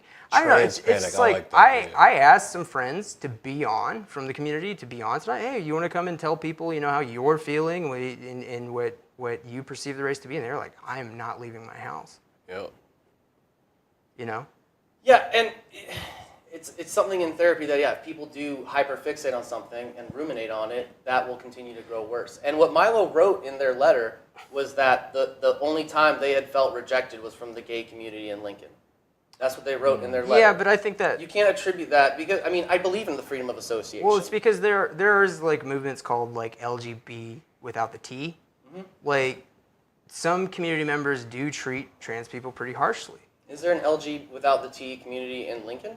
No, but like that's well, I don't really know. Well, I don't, but that's what I'm asking because But again, no, like- what Milo wrote in that letter was that the only time they had felt ostracization was coming from the LGBT community. So in they Lincoln. didn't feel ostracization when their community was being villainized with You bathroom can bills. read the and- letter. Is that the only time Milo transit felt? kids. The only time Milo had felt. You this. don't think that Milo felt any like mental anguish with the fact that their community is being just absolutely villainized. Every time there's a bathroom bill, it's always about letting men in girls' rooms and that sort of thing. And to be honest, like I have a lot of people from the community who are just hiding. They're hiding even before this. But I mean, this election's a wrap. Look at the numbers. Like it's going to be Trump. And I will say that we get the politicians we deserve every time. Every time. Well, that is the theory of democracy: is that the American people know what they want and deserve to get it good and hard. What? That's from Lysander Spooner. Okay. Yeah, Thank you for the context. Yeah. This is what it is. I mean, absolutely. it is what it is. I mean, I knew this was a huge possibility. I wasn't really buying into the online chatter about look at the polls, and it's like How are the Nebraska legislature races looking? I'm not seeing much movement. Yeah, that's really odd. I thought those were like So for we got- sure like a couple hours in. Like What's weird is we got like some jurisdictions are at 89%, others over 95%. Meyer versus Albrecht. Was Meyer the Democrat? I don't believe so.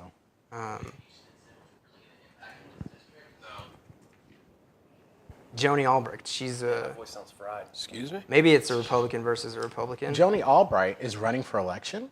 I think her 2 years ago she was a special election. I thought she was. She's LD 17, over 95% of the vote, and she's down 4% to someone named Meyer. I was not looking at that race at all. Fred Meyer. Fred Meyer? Is that what it says? It says Meyer. Is that? Yeah, I don't know. Let's see. How did you think tonight was going to play out? Tell me. I didn't Tell put me, it- I Trevor. didn't- Tell me, Trevor. I didn't put Tell any me. eggs in guessing. Only true I don't answer. read polls. I don't read polls. I don't put any stock in guessing. Yeah, I mean, but no, if I didn't you, buy any Robinhood stocks trying to predict it. If Didn't you- Nancy Pelosi didn't have any picks. if you read the polls and you knew how to read polls, you would know that the race is wide open, and that's why I saw so many like online liberals just talking about how like, look, she's up here, and it's just like, read the margin of error, read the undecideds and the refusals. That Ann Seltzer poll that everybody was really, really happy about. They said that Harris was up 47 to 44. The final total could literally be 56-44 for Trump, and it would still be a correct poll because that's how polls work. And it's like because What was the margin of error on the initial poll? it was 3.4%, but you had 3% undecided and 2% refusals. Plus, you had Kennedy had like a certain percentage point. It's like maybe his supporters wised up and realized they had to vote for the person he endorsed. I mean, it's I don't know. Yeah. if you read a poll and you know how to read a poll, you would have known tonight was wide open. See, my previous introduction to politics was actually canvassing and doing the door knocking. So rather than actually reading any of the polls, it's about trying to get those 1% interactions. Because if you knock 1,000 doors over a campaign, you're just looking to get 10 people to commit their vote. You're looking to get that literature in their hands, get the candidate's name in their heads, and get them to verify that they will vote for him. Sure. If you get that 10 people, that 1% that you are working for as a canvasser is what's going to translate to a win on election day. And that's the canvassing world. That's the canvassing world where it's about knocking on doors. I wasn't really trying to talk about that. All I'm saying I is, know, I'm just comparing. if you knew how I'm to just watch a comparing, poll, you know. you knew that none of these polls were telling you anything because of the margins of errors and undecideds and how huge a poll can swing and still not be Yeah, so I considered a miss. think that's what. Yeah, so it's. And like, then in we 20 didn't walk into this knowing who was going to win. Believe it or not, in 2016, that wasn't a miss. It wasn't. It was on the margins of a miss. Some polls did miss, but for the most part, that's the thing about statistics and polls is like it's very complicated. Telling the future is pretty much a fool's errand. They're the best at it, and they're also terrible in the eyes of people. Like they give themselves margins of errors and that sort of thing, and you have to do that. I mean, fun little anecdote. Like when I was getting my math degree at UNL, there's a huge rivalry between statistics and math people. The statistics department is ran under the umbrella department. They don't like each other. Math people consider statistics to be the astrology of math. The They just astrology give of themselves math. these huge, to us, Astronomy. astrology. Oh, okay. Like they give themselves these huge margins, and they still consider themselves correct. Like that's ridiculous that Ann Seltzer, legendary pollster, who's never had a been off by 3 percentage points on the surface, her poll could still be correct as long as he doesn't win by more than 12 points. I mean, I think overall, Crazy, isn't it? 12 points. Yeah, as long as he doesn't win Iowa by more than 12 points, her poll is still correct. It's within the possibilities. It is. And that's why you need to learn how to read polls, because then you would have known that tonight was Yeah, wide Trevor. open. You know, I think Yeah, I know, it's I'm going to slacking. be. I'm sorry, guys. So- I didn't do No, that it's before. not you. Everybody does this. No, don't worry. I will get my. No, I'm not saying you cat need of it. 9 tails and. No, I think he Bring means myself generally when I get home. speaking. That's like yeah, okay. I'm taking it a little too far. No, I'm not saying you. You know, I'm concerned. I'm like interested to see what the rhetoric is going to be coming out of the Democratic Party after this, because there was a lot of talk of like, if we replace Biden, it can't be with Harris because she can't win. That's not it. That's not going to be the issue. But I think a lot of people are going to be thinking like, what did we do wrong? Was Harris the I right think pick to that replace you Biden? should have. I mean, it was a real gamble at the end, but I mean, I mean, could it also have been a thing too that like if Biden was going to drop out, he should have done it a lot sooner? Like holding a real primary. I mean, listen, when is the last time a major party had a real challenge in their primary, their re-election? This election, when RFK tried to go for the Democratic nomination and they kept him off the They ballot. said, nah. But was that a real challenge though? It was a real challenge. Speaking It was of so him. real that he dropped out of the race and endorsed the challenger, Donald Trump. Yeah, look at him. Just hanging out at the rally. Oh yeah, we have having He's gonna be RFK. he's gonna be the head of the CDC or something like that. And he was talking about stripping fluoride from the water, which is supposed to help. That's a nuanced discussion. I I wouldn't go don't for drink it. the fluoride water. Like a lot of countries in Europe don't do Turn the it. freaking frogs. Yeah, they're turning the frogs. A lot of countries in Europe don't do it, but also they have pretty good access to healthcare. Yeah. They don't have to worry about going to the dentist. It's a mixed bag. It's a what nuanced are we gonna discussion. go I mean, I through, think most Democrats would tell you, no, you can't do that. You got to keep it in there. It's like, well, we can actually have a pretty good debate about that. It's so interesting to see the people like Jill Stein. Didn't she back him, Trump? No, she stayed in. No. Jill I mean- Stein stayed in. Cornel West stayed in for the Green Party. But they're not gonna Green Party. impact Who him did in Cornel camera West run angle. with? Oh, he was supposed to go with like the Working Families Party. Yeah, that's it. Cornel West But stayed with Cornel Working West Families was Party. legal- Jill Stein stayed with the Green No. Party. He Jill accepted all kinds of nominations from all kinds of different parties across the So country. I thought he was legal now. He was going after ballot access, though, but Cornel West usually runs with the Greens, and he ran with Yeah, like, because other That's what I parties. thought. something Yeah. there's some kind of issue with him or something like that. And I believe That's why. they were on the Jill ballot ran. this time. I think I'm not sure. They might have actually made it with petition. Yeah. So I think AP will probably be calling Pennsylvania the next 30 minutes, probably no more than an hour. Oh my gosh. Yeah. And we will pretty much know who will be I mean- the next president of the United States. We'll see how it goes. The people spoke. I mean, I'm waiting to see the popular vote because I still think it's going to be a mixed bag, but it looked like he could win it. Yeah, but it looks like the numbers are going to be there to be able to for it's the going to AP be to make a insurmountable call. for her to like. Yeah, mathematically. The math ain't math. Hugs, calls, and celebration at Trump's watch party. Yep. It's going to be interesting too. So, like, let's say he does get in office. He's talking about tariffs and all his economic plans and lowering, the cost of living for everybody. It's going to be interesting to see like how that actually plays out because. He probably won't be able to get that many tariffs, at least not permanently. But what I'm saying is like. He doesn't need to ask Congress about that. No, but they that's can presidential also. power. They can also. But what I'm saying is like now it's going to be like a lot of people are going to expect you to do something because let's say 2 years down the road, if Yeah, I mean. things are not better.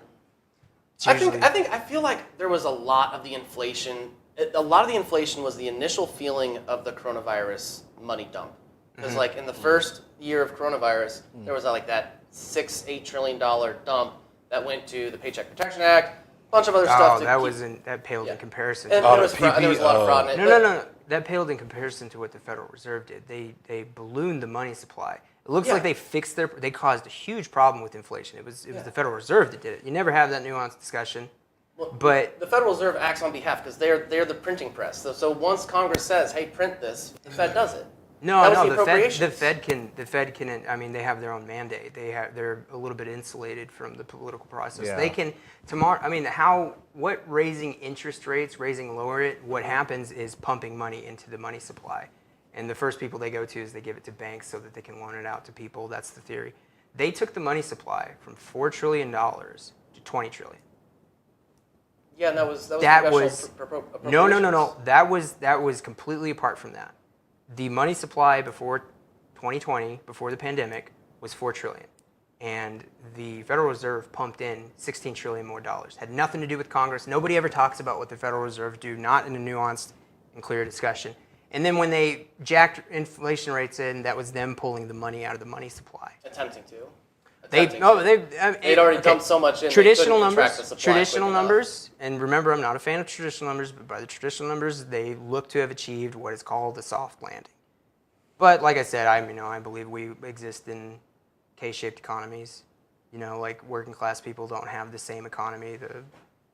The traditional numbers don't capture what working class people experience. I mean, no, the CPI definitely underestimates the actual rate of inflation, and I think that there was a much more steady rate under those prior to COVID, prior before Trump did initiate that huge money dump, the inflation rate was consistently low under Trump. And The then Federal it Reserve ballooned under has been Biden. basically been doing. But didn't he also like? Didn't he also pressure the Federal Reserve? He tried to, raise but- The president can appoint the Fed chairman. That's all they can do. But it's like it's not even. But I mean, like, it's not like he can just put anybody in there. And no, it's I not know, like, but I yeah. mean, like, they get to appoint a chairman once, and then the chairman's in. They don't have unilateral control over the. But Federal also, he Reserve. can't just do whatever he wants. He's got a whole board. So, I mean, but they're also insulated from the political, system for Insulated. for good. It's That's why Janet Yellen, who was in- previously the Fed chair, is it's now the a- head of the U.S. Treasury. Well, I mean, but she still has no control of the Federal Reserve No, but actions I'm right saying now. they're not that insulated when they just hop positions within Yeah, the but it's administration. like, and I'd have to brush up on it, but it's like how the other people fill the roles. I can't remember what it was, Lobbyists? but listen, no, the other governors. With appointments or Yeah. I mean, it's really it's been dream big again. Okay. I rather like that slogan. I mean, hey man, if he listen, I mean, like I can admit he did some good things. I mean, he ripped up the TPP bill or TPP, the Trans-Pacific Partnership. Yeah. I think that was good. It was going to incentivize even more offshoring. I don't think you should have. I mean, I told you guys. she My loves mom you. called me a long time ago. does. She cares about you. She wants to get a Hello? good night's sleep like every mother does. Yeah, you don't see that I'm live. I'm talking to you on the phone live. Okay. Good night. Masalama. Oh, it's going to be such a close margin in Pennsylvania too. Demasiado. utter defeat. Demasiado. I think they're fireworks. It's definitely fireworks. Fireworks. Okay, I gotta go. I'm live. Ano mabarif? Ano ba unis mo ito ba nun? Bye. Oh man, it's going to be under 2 percentage points in Pennsylvania. It might even get to like 1%. Wow. Agony of defeat. I mean, it kind of sucks that. Well, I mean, then don't the Democrats have the grounds to be like, oh, this was not like, like they could do No. your face. If they did that, believe me, I would push back just like I did for. There's, great stupid. allegations That'd be require stupid. great proof. Yield the proof. Like, the other people couldn't do it. If they can't prove it, tough luck. I mean, Chase Like I Oliver said- almost got more votes than Jill Stein. you and I were. Oh, something to be happy about. Well, I mean, you and I were on the same wavelength. You can't go into this. I mean, she's whittled down her lead just a little bit, but that's not enough. That's not enough. With how much of the vote is it? 94%. 94%. I mean, most of that's going to come from the urban areas still, but like it'll get her a little bit closer, but she's not gonna pull it off. Not likely. I mean, they said something about up to 10 days, but like the margins will be 10 enough. days. Ain't gonna Well, happen at 3 a.m. Here, no. I it's- yeah. definitely think if it gets as super close as you're going to say, they're going to ask for a recount. Well, I think it has to be in 0.5% percentage It points. is. And margin, yeah. they can't like pay some money just to go to thwart that. But I mean, it looks like she's gonna win Michigan and Wisconsin, and for the first time since like 1992, the duo will be split up. And then there's the Michigan-Pennsylvania duo has been going since like the 1970s. That'll be split up. It'll all be on the margins. And that's why any narrative you see, any kind of confidence you see, you should just be like, it was a nail biter. I'm just curious, how did Josh Shapiro is the Democratic governor of Pennsylvania? They're gonna say that was it. What went wrong for them? I think it's being overpressured in that situation. I mean- I think that selecting him as your nominee wasn't gonna have the pull. No. that you wanted. I mean, like, they elected a Democratic governor, but now the state is going to go for. Yeah. Trump. I mean, they have You know two what I mean? Democratic senators too. That's what I'm saying. So, And like, Attorney what General. was? Could be the Israel support. Maybe that could be it. I would- Pennsylvania? I would be cautious. Because I don't know. I'm spitballing. You're gonna have to look at like after action polls and all that other Yeah. stuff. Well, I'm Absolutely. talking about like a lot of that was the concern with Michigan because the Arab American would've vote been in the one, Michigan. yeah. So I'm talking about Pennsylvania. I think think higher if Jewish Michigan's support not gonna is go that probably- way. Is it Amish? Is there? Oh yeah, there's a stronger That's what I Amish was presence. thinking. Yeah, Do they there vote? could be. I They actually did. don't know. There's videos of Amish rolling up in their horse and buggies. So 86 Ready to vote. Stop. So It's there. I saw it. Why I would done they seen stop? it. 86% of the vote in. The prohibit abortion amendment is up 54%. The other amendment, Bro, I'm about to eat a cinnamon roll to go. the other bro, 'cause amendment this is at this is 49.4%. I hope that cinnamon roll gives you a little Trump I mean, it's will gonna- fix it. Good. I'm glad he's. But that's what I'm saying. It's like, All right, okay, all the like, pressure now. Are they really gonna? Yeah, the pressure is I'm- now on to get to really- work. Yeah. Get exactly. to work. And the thing that Results. I want here's the thing. results. Here's the first result. If Donald Trump is elected president tonight, he has said he would end the Ukraine war before he's president. Let's hold him to that first. Get that war. You hear that, America? But That's how? what But we should do. how? But how? You hear that? Just negotiating. He said he wouldn't reveal how Oh he yeah, do it. he's gonna be able to do it. He's gonna be We'll part see. of the deal. I mean, if That he would be did crazy. it, he's If he gonna did- get credit from me. But I Yeah, don't think if he will. does it. If he I does don't it. think he will. That is the thing. But that's the thing. I mean, There's we're too proving many tonight. factors. Trying to predict the future is There Like is. right away? I mean, he says before he takes office, it'll be resolved. Is what he says. So let's hold him to that. I say that's a fair thing to hold Donald Trump his feet to the fire on. Yeah. If that Ukraine war is resolved, he gets Alright. he gets a point in good Trump, and Yeah. then it's to the next thing. But he are says. you okay with Russia annexing those regions? No, but I'm not okay with the U.S. basically initiating this war by constantly moving that red line closer to Russia's with border, NATO. and that's what they did. Don't you William think- J. Burns wrote that memo in 1992 saying that If you- NATO NATO keeps expansion, coming- NATO expansion westward or eastward towards Russia is a red line, and "niet" means "niet." And for So- the U.S. to just pretend that this is an unprovoked war is BS. Because I never said that. No, no, sorry. no. No, I know he's you just have. talking No. in general. Yeah, Yeah. the corporate media has said this is an unprovoked war, and yet the U.S., this bloodthirsty nation that has gone into 7 different Arab nations with the AUMF, we're supposed to believe that we have not instigated this against Russia at all by constantly moving NATO towards their border. Okay, comments. Fine, but like Russia invading a sovereign nation, Yeah, and like that's wrong. don't you think Yeah. that's moving That the is red line that is too? wrong. I think that's wrong. Yeah, that Russia initiated the war at the constant aggression and provocation of the United States, putting weapons on their border. Listen, Russia wants the population and the resources. That's Well, what they because want. the U.S. initiated a coup in 2014 to unseat the Russia-friendly government, and all these Russian speakers in the area closer to Russia, that borders Russia, All right. didn't like that. It's been a long time since I read up on it, but I'm pretty sure that was a homegrown revolution. Homegrown Barack Obama-initiated coup, yes. Homegrown right here in America. I We got appreciate- CIA operations that can rival any other nation. You want a nation torn down, we can build an operation for you. I just feel like the CIA is people give them too much credit. They're morons. You know how often they get things wrong? A lot. They get things wrong, but supposedly they're was it just not so the CIA confident. and the ATF working in conjunction to send weapons down to Mexico that were eventually used against U.S. agents? All right, listen, man, you're all over the board. But Okay. that's Operation Fast and Furious. No, yes, I'm all over the board about all these things the government has done wrong. Well, I mean, you don't think that Trump's assassination of Soleimani, you don't think that was provocation? Letting Israel annex the Golan Heights, you don't think That's that not was what I said about it. provocation? I said that Moving was the like the worst embassy to- bad call that he made in comparison to Barack Obama killing an American. I mean, it's just like it feels like you're criticizing the United States for provocation, but then let's talk about Donald Trump's provocation. Let's talk about Russia's provocation. You know? Well, yeah, Donald Trump used a missile against an Iranian war general, and then it's been quiet since. I mean, Until Biden's got in, and then Iran's Your using friend this money Natalie to says that direct she towards thinks Hezbollah Harris and is going to Hamas. eke out a very, very close. But this was also an hour ago. that was an hour ago. Yeah, no, yeah.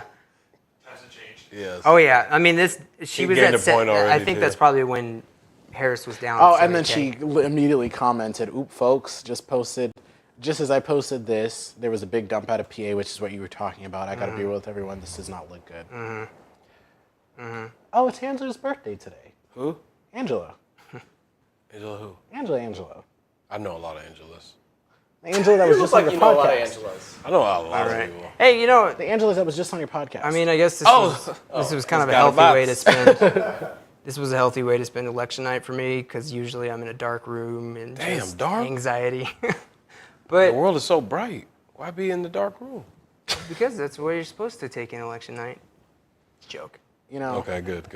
like I said, I think it's going to be interesting to see, like, who said that? You said that or he said that? The first before he takes office. He Oh said yeah, it. no, He yeah, said- yeah. he I said said it because that's what he'd said on Joe it. Okay, Rogan. yeah. So that's going to be very interesting to. Did you watch those 3 hours? I did. I was working All on a for- bathroom renovation, so I think had you're- nothing better to do. I think you're kind of overestimating his appearance on Joe Rogan because Joe Rogan's audience has taken a huge turn to a certain direction. Endorsed yesterday. Yeah, bro. Yeah. Like Joe Rogan's audience is not liberals anymore. Back when it was like Bigfoot and aliens, I was so onto that. And he would have I can't really, listen to it anymore. He would have really good I conversations. still fuck with Rogan, but I'm not listening anymore. Language. Yes, I didn't make a mistake. I think I said Lo siento. I think I said one, but nobody Lo caught it. siento. I'm sorry. Muchas gracias. Yeah. Oh man, there's another thing to talk Okay. about is Latino voters. Like, Democrats really don't know how to reach Latino voters like they think they do. Like, NDP doesn't show up to like cultural like celebrations. I've got friends active in the communities and stuff like that. They know I'm like, or at least I was recently active in the Democratic Party. They're like, Republicans show up. And then another thing they don't understand is that, people from the Hispanic community, to them, like, pro-immigration is not the same as pro-immigrant, It's just like letting Facts. more and more people in could undercut, like, an immigrant who came here legally. And they don't understand how that's, like, it just feels like they don't understand how that's, like, a hugely important thing to Hispanics. You got activists who are, like, pro-immigration, but they seem to be a pretty wide gap between Hispanic community, and I just think that's something that Democrats, they don't know how to talk to some of the core constituencies that they think they're best for. I believe that before this election, and I guess the numbers will come out later and let you know how big of a miss they had. Just because they've had them before doesn't mean Okay. that they'll always be. All right, let's take a quick break and Quick break, yes. look at some more numbers and details, and we'll be back. Yeah.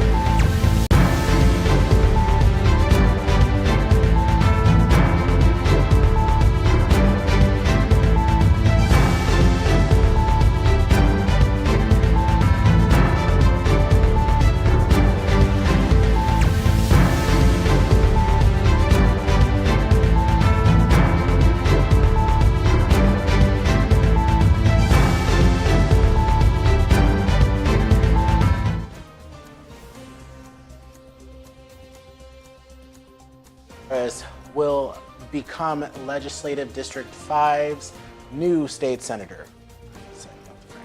Somebody kicked it. Yeah. All right, so we're going to give you guys a few more updates on the Nebraska legislature, and then we're going to close out the night. Looks like Pennsylvania is going to be called here shortly, but Tommy, go ahead and give us some updates on the Nebraska legislature and what we're looking like we're trending toward. So the Democrats were trying to retain LD3, 27, 49. It looks like they're going to lose 49. Talk a little louder. Sorry.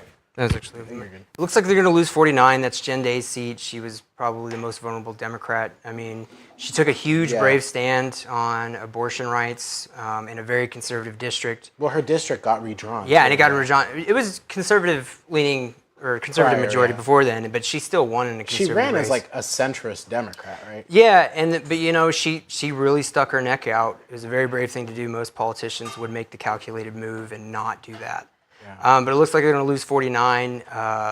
Annie Himes from 39, I thought that could be a wild card. She doesn't look like she's going to win. Dan Quick and Ray Aguilar in 35. That's a wild card race. That is, yeah, neck because and neck. Dan Quick was the former state senator prior to Aguilar getting that seat. Quick was term limited, correct? No, he was beat by Ray Aguilar 4 years ago by like 1,000 votes. Like, it was really close. Wow. But it's still neck and neck. Dan Quick's up. It's looking okay for him, but you know, nothing definitive there.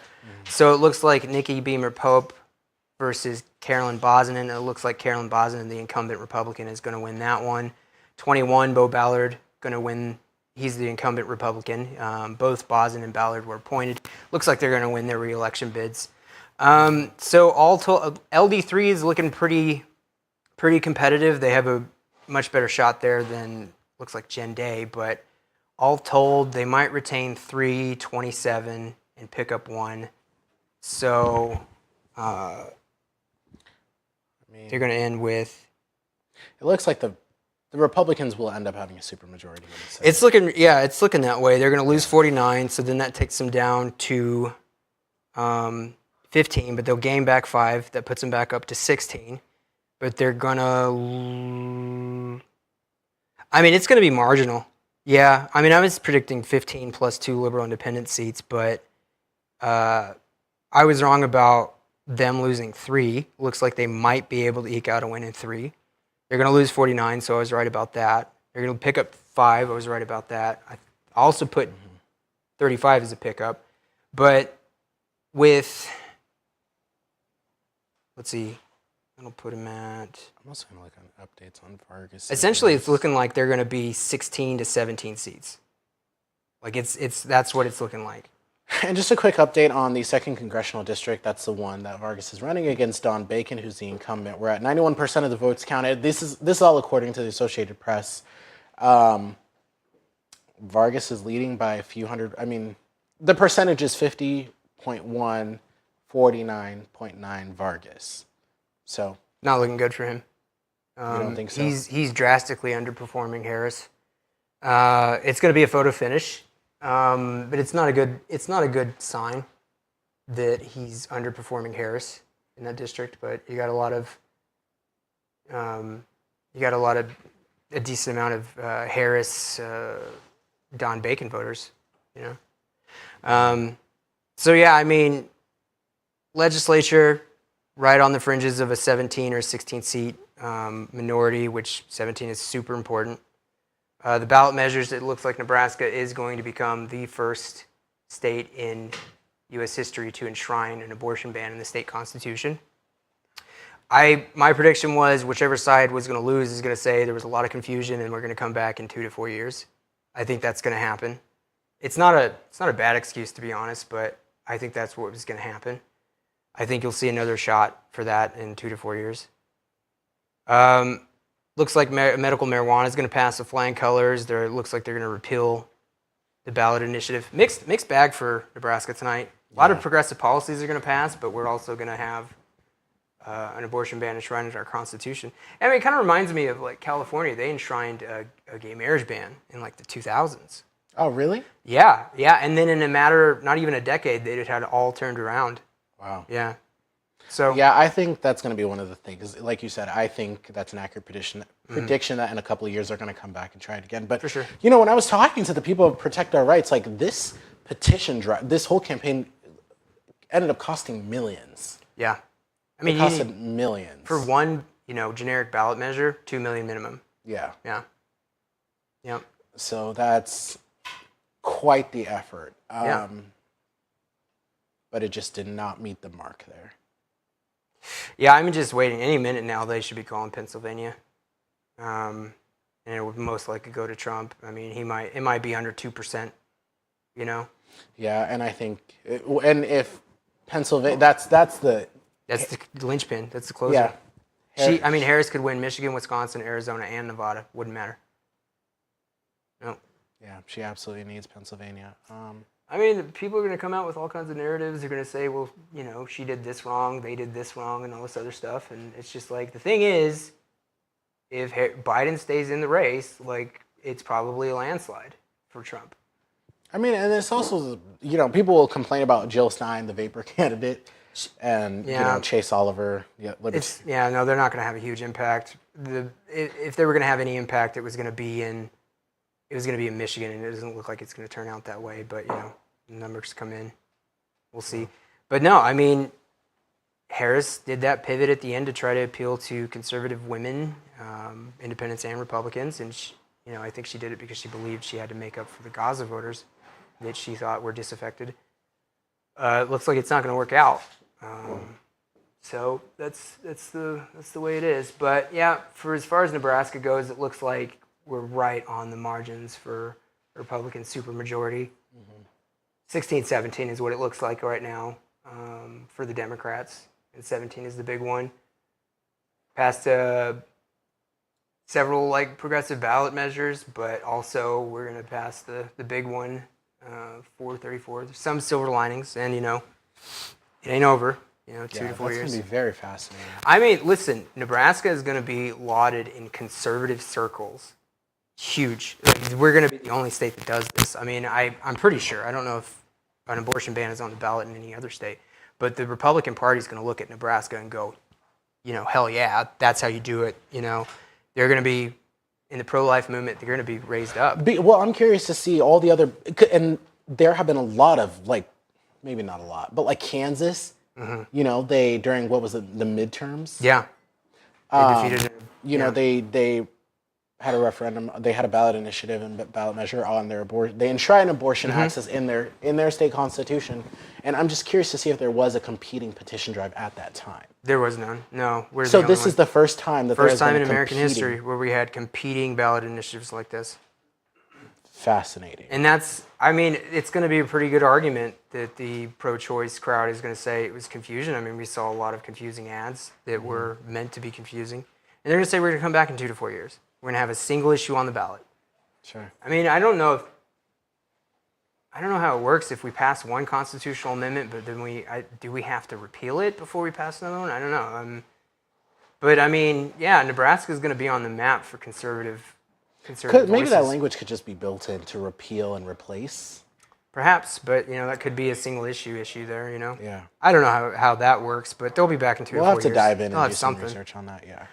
But I expect any minute now for a call to come in from AP for Pennsylvania. I mean, it's not 100%, but I mean, wouldn't you say that if he wins Pennsylvania, they're just going to project that he? Yeah, they're for sure. immediately going to project. For sure. He's going to win Georgia, North Carolina, Pennsylvania, most likely, and that's all he needs, from what I understand. All right. Well, I mean, that's where it stands. We're looking at Republican supermajority. We're looking at several good wins and ballot initiatives, but of course the big one. Yeah, she's nearly down 200,000 votes with 95%. Yeah, no, she hasn't moved at all in the last hour or so. It should be Trump presidency. And that's just fast. When you think of the Electoral College, that's also interesting too, because it's, the election always comes down to just the battleground states. I mean, some people think if it was the popular vote, they would only focus on cities as well. Same thing, When it comes to cities, Democrats want to drive up margins. When it comes to cities for Republicans, they want to drive down margins. You're not going to see a lot of presidential candidates go campaign in like Alliance, Nebraska, my hometown, 8,000 people. Never going to happen. It's all about those margins in the cities. I mean, that's where they're going to campaign in the swing states. But if it was popular vote, they would open it up to other cities. So it's a grain of salt. But I mean, that's the Electoral College. It was a huge compromise in the beginning of our country. I think it's outdated, but I'm not going to somebody who's going to complain. I mean, what you got to do is pass a constitutional amendment. And as far as okay, but those even constitutional amendments are extremely hard. I mean, it should be. Constitutional amendments should be hard, but I mean, it's a relic. It's a relic of a time when small states thought that the big states were going to bully them because they were going to have all the seats in the House. They didn't really know what the Senate was going to be. They didn't really know what the Electoral College would be. But those small states were worried about, being, bullied by the large populous states. But also the main issue that were on their mind was will the large states take slavery away from us? And that was, I mean, you're talking the 3/5 compromise. I mean, we're trying to balance the small states. That's what it was about. Making the small states do what the big states wanted to do, but the real story is if you go back and look at deliberations, it was about slavery. Small states didn't want slavery to go away, so they got the Electoral College, they got the Senate. Yeah. You want to call it a night? Yeah, we got to call it a night. I mean, I think anybody else still watching or anybody else who sees this, Donald Trump will probably be the 46th president of the United States. 47. 47th? Yeah. Well, thank you. I think that's like. Thank you for staying on. Yeah. If you're a Trump supporter, I hope you push him to get to work. Mm-hmm. If you're a Democrat, I mean, there's some silver linings. We're going to see if this is what the American people want in 2 years. This was the toughest cycle the Democrats are going to have for the U.S. Senate for a long time. It's going to be a lot easier for them in 2026 because you have Andy Beshear from Kentucky is going to probably be running for U.S. Senate. Mitch McConnell is probably not going to run for re-election. And Andy Beshear is the Democratic governor. And he's going to, he'll win. Yeah. But some other predictions, we probably mentioned this earlier in the night, but if you missed it, if Trump does win, which we are pretty much pretty certain, that he's going to become the next president. Again, he'll return to the White House. Mm-hmm. Clarence Thomas likely to retire. Mm-hmm. Alito likely to retire. And those two have been like shrouded in just like controversy, lately. So I think they're just going to just bow out, and he's going to be replaced with people probably in the same age group or maybe a little bit lower than Amy Coney Barrett. Oh yeah, no, they'll go for a young conservative who's proven like there. 40, I mean, I think Judge Ho from Circuit 5 will be the one. He's a protege of Clarence Thomas.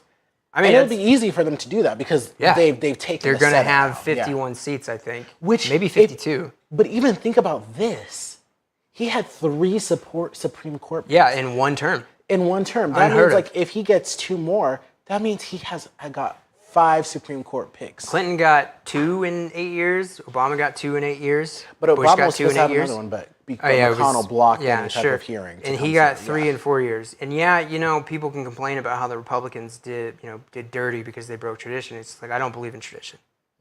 I don't believe in keeping the filibuster. As long as you have universal access to the ballot box and you get rid of gerrymandering, filibuster can go.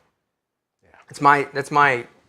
That's my take, and a lot of institutionalists wouldn't like that, but it's the way it is. I mean, Clarence Thomas has told a lot of the people in his circles that he thinks he's going to die in office. He wants to. He's said that for years, and I think he's going to change his mind miraculously, randomly. And then Alito is also mired in controversy. He's been there a long time. They're probably thinking about reaffirming that 6-3 majority. And like we talked about, like analysis showed that after they took the 6-3 majority, the Democrats couldn't expect to take a majority on the Supreme Court till the 2070s, and that was independent analysis. And this will push us into the 22nd century. Yeah. Well, thank you guys so much for tuning into this live stream. If you enjoyed this content, please like, share, and subscribe. Help support the stream to help our efforts continue of independent media here in Nebraska. Jazari Kual here, sitting with Tommy Blanton, Thanks for having me. founder and director of VoteWise Nebraska. Toot and Trevor had to bow out on us, but thank you guys so much for tuning in. It's currently 1:20 a.m. and we've been live since 9 p.m. So 4-hour stream. It's been a while since I've done a stream this long, but thank you guys so much for tuning in. We greatly appreciate it. We will see you in the next one. This has been the Jazari Kual Show 2024 Election Night Special Coverage.